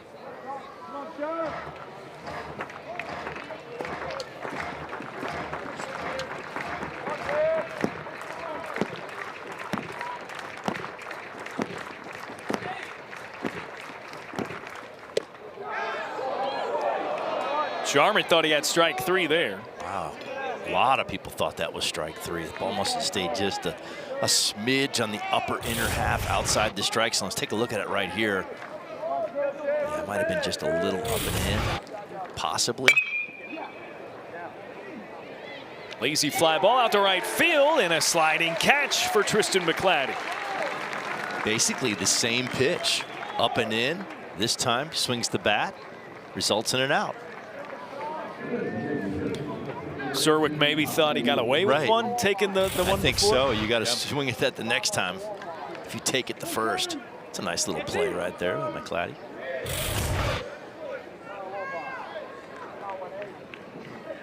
Looked like a pretty tough one to gauge off the bat, too, right? Well, those line drives that hit right at you are the hardest plays in the outfield for sure. Pitch outside, check of the swing. Says that Wolf came around. So it's 0-1. I was going to say, to further your point, especially if you're in a corner outfield, those balls are usually hooking, sinking, or slicing. So it's a double whammy. Movement plus it's hit right at you.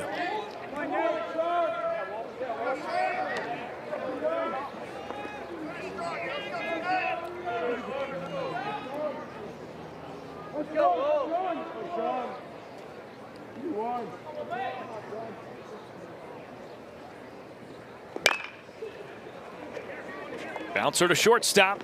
The throw from Lichtenberger dug up by Gaffney.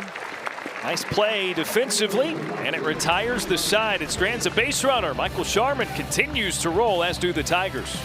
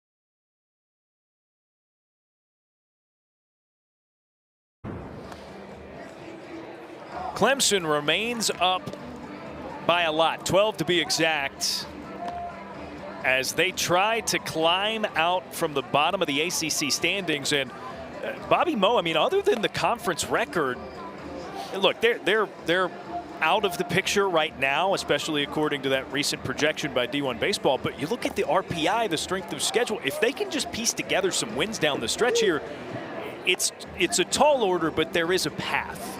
There are several teams across the country with that RPI that are right on the bubble, but they have better records in their league. I mean, you could talk about those teams all day long, and here's their path.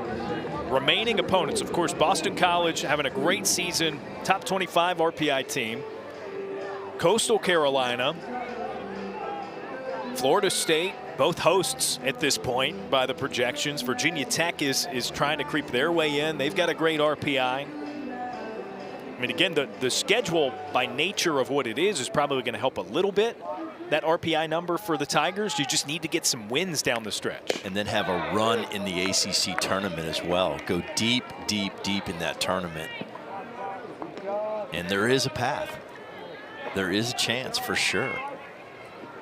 9-1-2 up here for Clemson. One taken, one swung on, and Bryce Clavon with an 0-2 count. Their saving grace is that strength of schedule, though. 25th in the country. Just the second appearance of the season for John Mass as BC tries to get to the end of this game so they can get it back to zeros for a Game 3 tomorrow.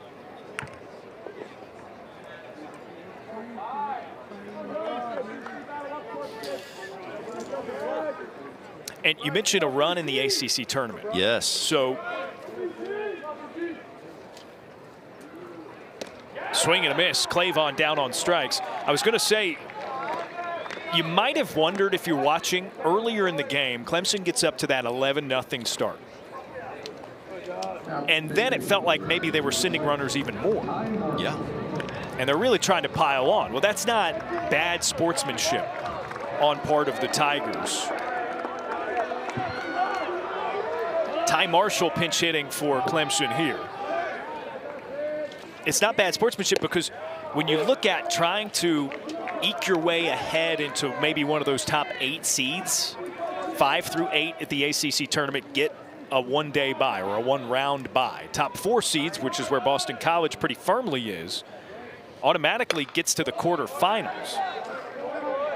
And you're talking about tiebreakers. Well, there's a glut of teams in the middle. Aside from that top 3, you get to the middle of the conference and everybody's separated by not a whole lot. And if you look at the tiebreakers, they're convoluted, but in a lot of cases, they include run differential, runs scored, in a lot of bizarre scenarios like against common opponents and things like that, right? Things that it would be absurd to kind of have the math down knowing exactly what you need in every scenario at this moment, so you might as well just go for it and try to score as many runs as possible. That's right. Basically, the more runs, the better. And you never know what can happen. Nice little slide piece right there. So Marshall getting it done so far in this inning.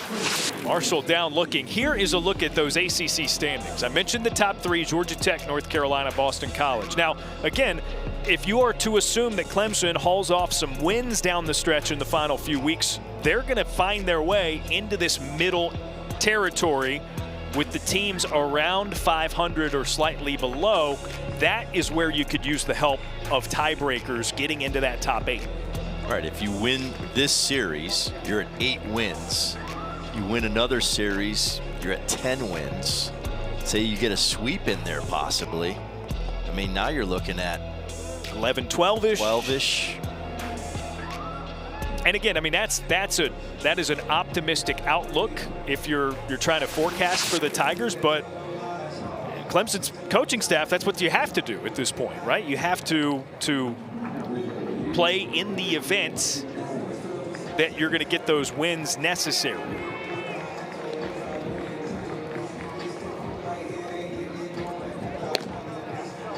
So 2 batters faced, a couple of strikeouts, and a good go of it for Mass. He is replaced by Todd Interdonato. Yeah, Mass did a really nice job. In comes Bobby Chicoine, the senior.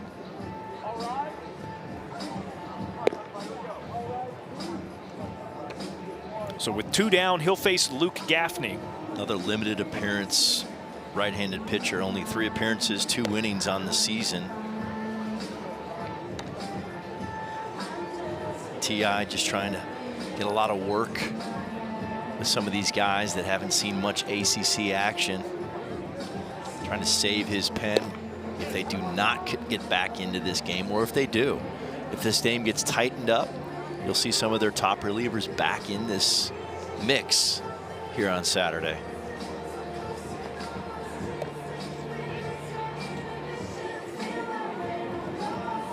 Every now and then in a scenario like this, you can find something as a coach, huh?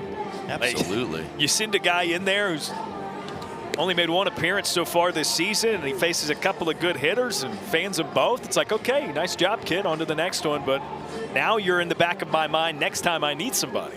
I've seen stranger things happen, you know, where a pitcher gets an AB and he hits a bomb, and then all of a sudden he gets another AB and hits a double, and before you know it, the last few weeks of the season he's a hitter, or vice versa. Position player, you know, you're getting blown out, they throw him out there, and it's like, wow, this guy's 88-92 with a power slider, and now he's a pitcher, you know, so you've seen that before too. So yeah, you have a roster. You don't have the minor leagues. You might as well find out what's going on with that roster and use it, you know, the entire roster to the fullest.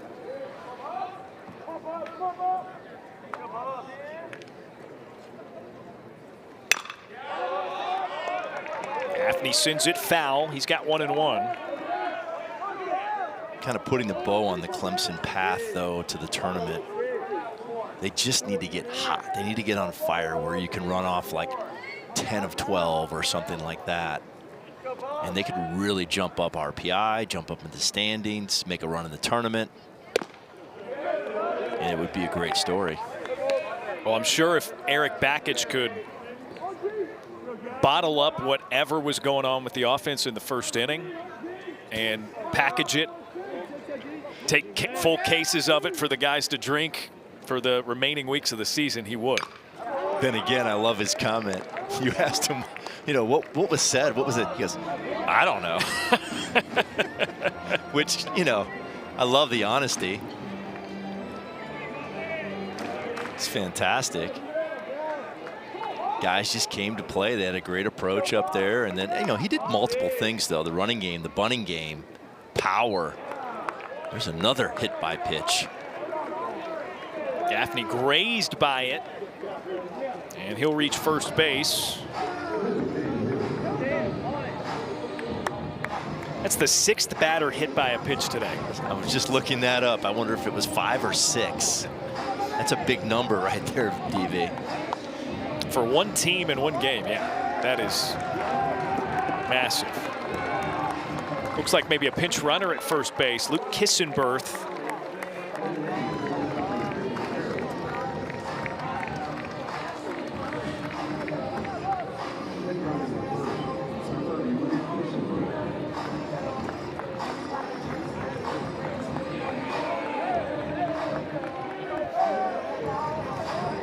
Run for Gaffney. Man, hard not to be all smiles in a game like this. Up 12.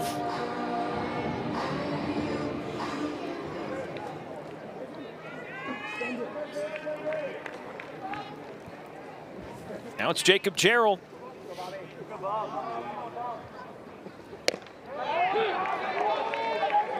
And a called strike. Gerald, the only player in the lineup that started this game who hasn't driven in a run, and now another replacement made at first base. So Kissenberth, the pinch runner for a pitch, and now Talon Bell is out there. What is going on? Popped up foul. And an 0-2 to Gerald.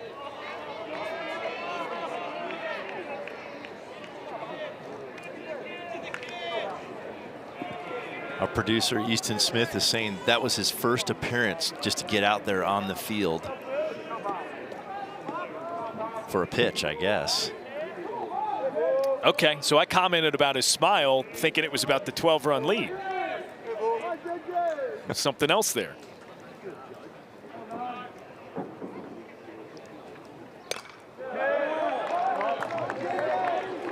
Out back, Gerald stays alive.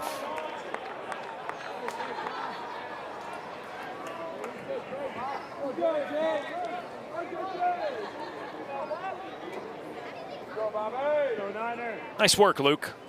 Job well done.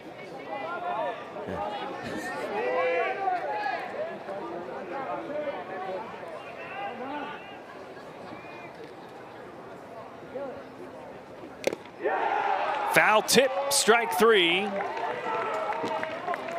That retires the side, a runner stranded. Nothing in the 6th for Clemson.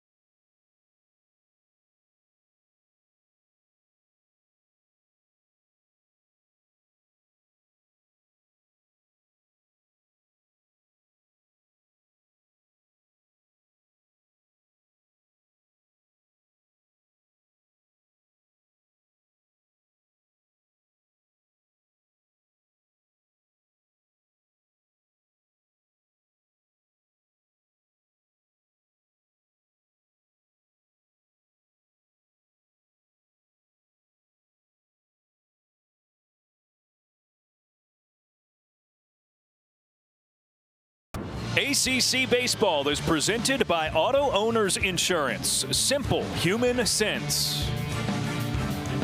A look at the many major concerts to take place at Clemson's Death Valley over the years. The last big one in 1999, George Strait, he makes his return to Clemson tonight, a little bit later this evening. We've got, I'm sure, some people in the stands headed that way to finish off what'll be a great day for them, assuming they're Clemson Tiger fans.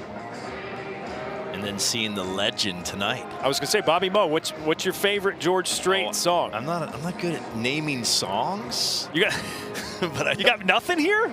I'm so horrible on songs. Check yes or no. Come on. That's the one everybody knows. Just to be honest with you, man. I like Amarillo by Morning. That's a good song. There's no question. All right. I know that song. Yeah. Amarillo by Morning. Maybe we should head over there. There you go. That sounds like the move. Now, DV, we're headed into a shortened game if this score continues. Run rule is in play here in the 7th. 0-1 count to Owen DeShazo. And now it's a 1-1 after a miss inside as Joe Allen throws for the Tigers. So Michael Sharman's day finally done. And he was beautiful on the mound today for the Tigers. And that squeezes fair down the line. Still some trouble with it in left by Crichton. It'll be a stand-up double for DeShazo.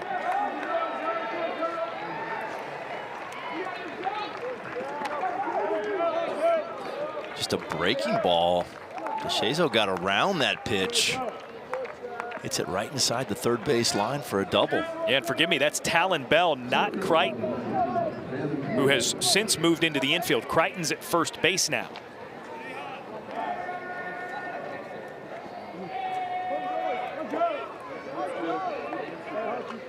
Yeah, Sharman really good. 6 innings, 2 runs on 6 hits, 3 strikeouts. Just the 1 walk. That was my fault. Yeah. Do you got a season record for that? I do. Can we saddle you with that instead of Sharman?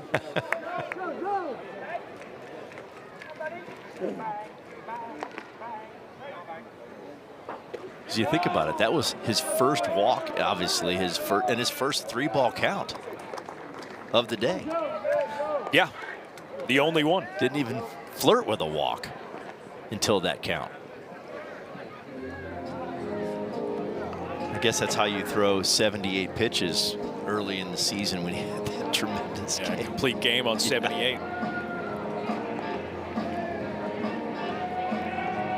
Really fills it up. Really fills it up. Well, the Clemson Tigers trying to end it right here. Man, wouldn't that be something? Send it to a rubber match tomorrow. A chance to knock off a top 3 ACC team.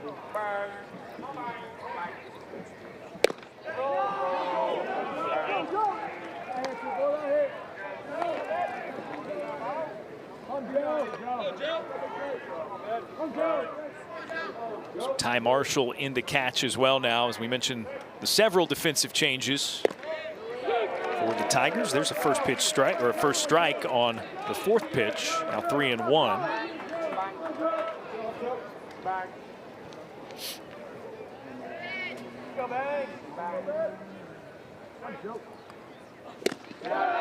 Wave and a miss for Williams. Full count.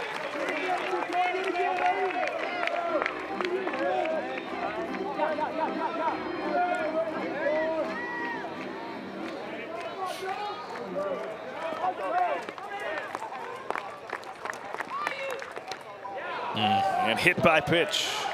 We've seen a lot of that today, but the rest of it's on the other side with Clemson batters getting hit. And that's not what you're looking for with a 2-strike count. Just letting the hitter off the hook there. He knows that. Here comes Eric Bakich. It looks like he's going to make an adjustment right here on the mound.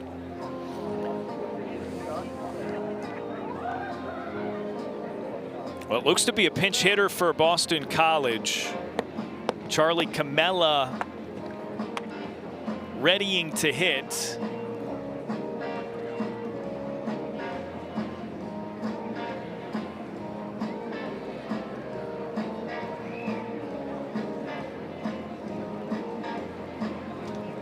And we'll see if Tigers make a change on the mound. It's a slow walk, I know that. He was getting someone hot, trying to figure out what he wants to do, and they are going to make a change. All right, so here comes Brendan Bennett. Pitching change for the Tigers.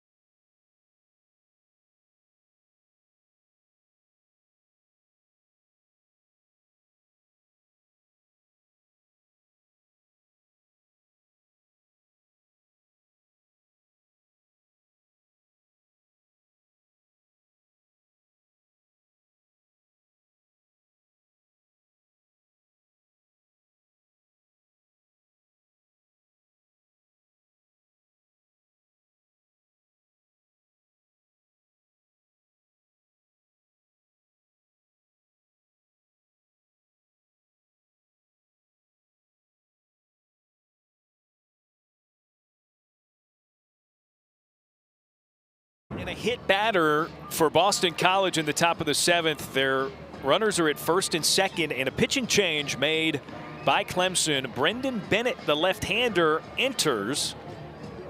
And this is a guy that they've used a lot this season, unlike others that maybe have seen time on the mound for both sides in this lopsided game, Bobby Moe, because I think Clemson really wants to end this in run rule fashion. They don't want these two runners to score, and then suddenly the margin for error is so much thinner, and then you got to throw guys out there for the 8th and 9th potentially. Right, you want to save your bullets for tomorrow. You want to get this game over with, have a run rule in 7, and just be ready to go and possibly win a 2 out of 3 series from a top 20 team in the country. So this is huge right here for Bennett to come in and shut this down, keep it at 10 or plus 10. And this game would be over. First plate appearance of the day for Charlie Camella.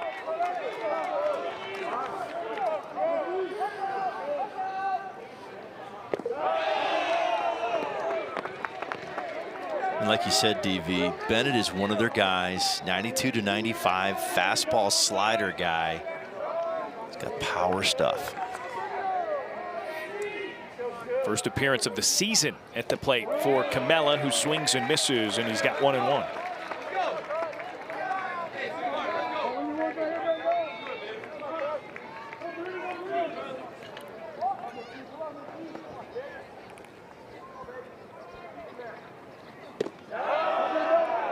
Down and in, 2 balls, 1 strike. I mean, I guess if you're trying to find some silver lining for Boston College in this game, you've gotten to run out some guys who you don't typically play. And look, despite a loss today, this team is going to have a chance to make some waves in the postseason. No question. And the more depth you've got, you know, the better you are in that scenario. Well, in the last 5 innings after the first, only given up 3 runs, 1-3 spot to the Clemson Tigers. So all those guys that were in there with all that traffic and only gave up 3 runs. after the first.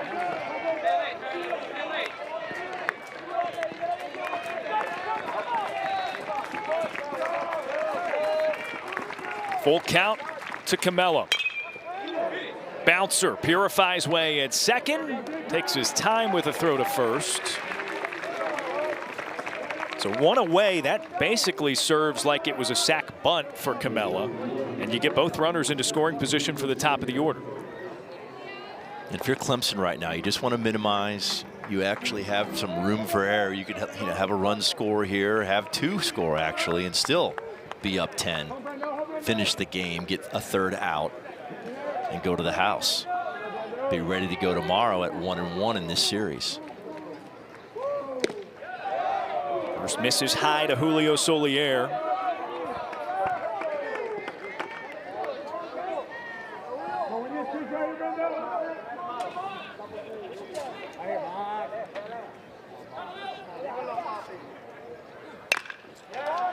Into left and down for a hit.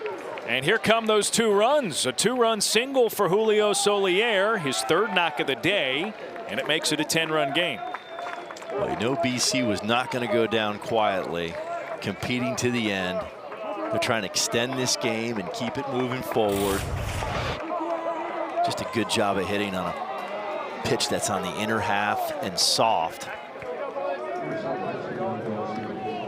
Solier can really play.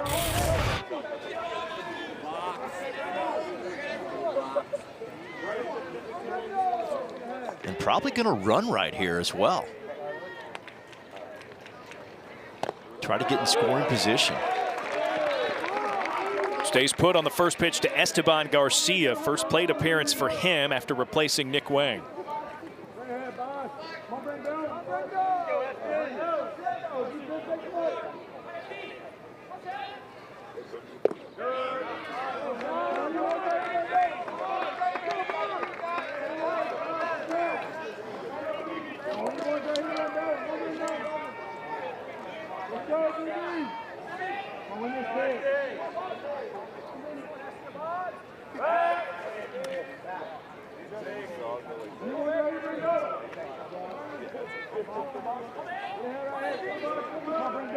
It's funny, we've talked about Solier trying to steal every time he's been on, but there's been a left-hander on the mound.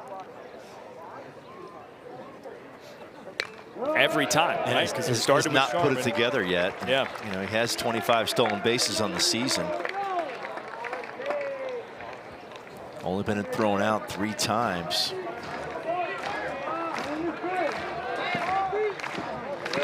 And that's a guy that wants to run.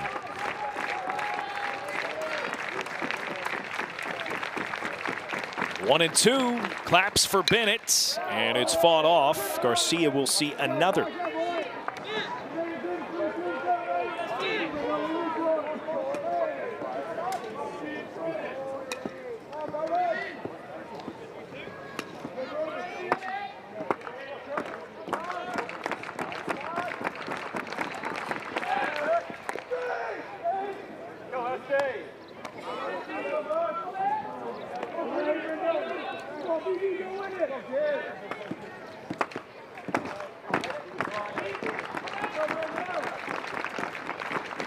Bennett again with 2 strikes. To the plate, it's into the air, center field. Clavon up at first and then backs up on it for the catch. 2 down. That's a big out right there. Wanting to end this game in 7. I mean, I know we're up 10 here, but it's very critical that the Tigers do not use another arm and have a full arsenal tomorrow if they go into battle at 1-1 in this series against a top-ranked team. They throw behind the runner, Solier, who takes off and runs into a tag at second to end the game in run rule fashion.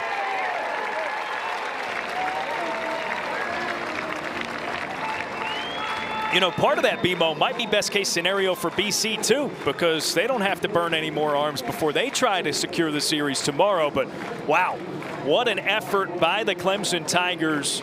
They win it 14-4, roaring back after dropping game one to the Eagles, ranked 20th in the country yesterday. One of the most impressive first innings I've seen all year. 11 spot? Are you kidding me? The Tigers came out firing on all cylinders. They were bunting, running, hitting for power, doubles, RBIs, taking their HBPs. It was an impressive offensive barrage, and then Sharman was outstanding on the mound. Just total domination from the Clemson Tigers today, and it's going to be interesting to see what happens tomorrow, DV, as this series goes 1-1. Rubber game on Sunday. No doubt. We talked about what Clemson's playing for. BC playing to elevate themselves in that upper tier of the ACC and the college baseball ranks. A lot of fun. So for Bobby Miranda, our producer Easton Smith, the rest of our fine crew here in Clemson, South Carolina, I'm Darren Vaught. Clemson 14, Boston College 4 will have a rubber match here at Doug Kingsmore Stadium tomorrow.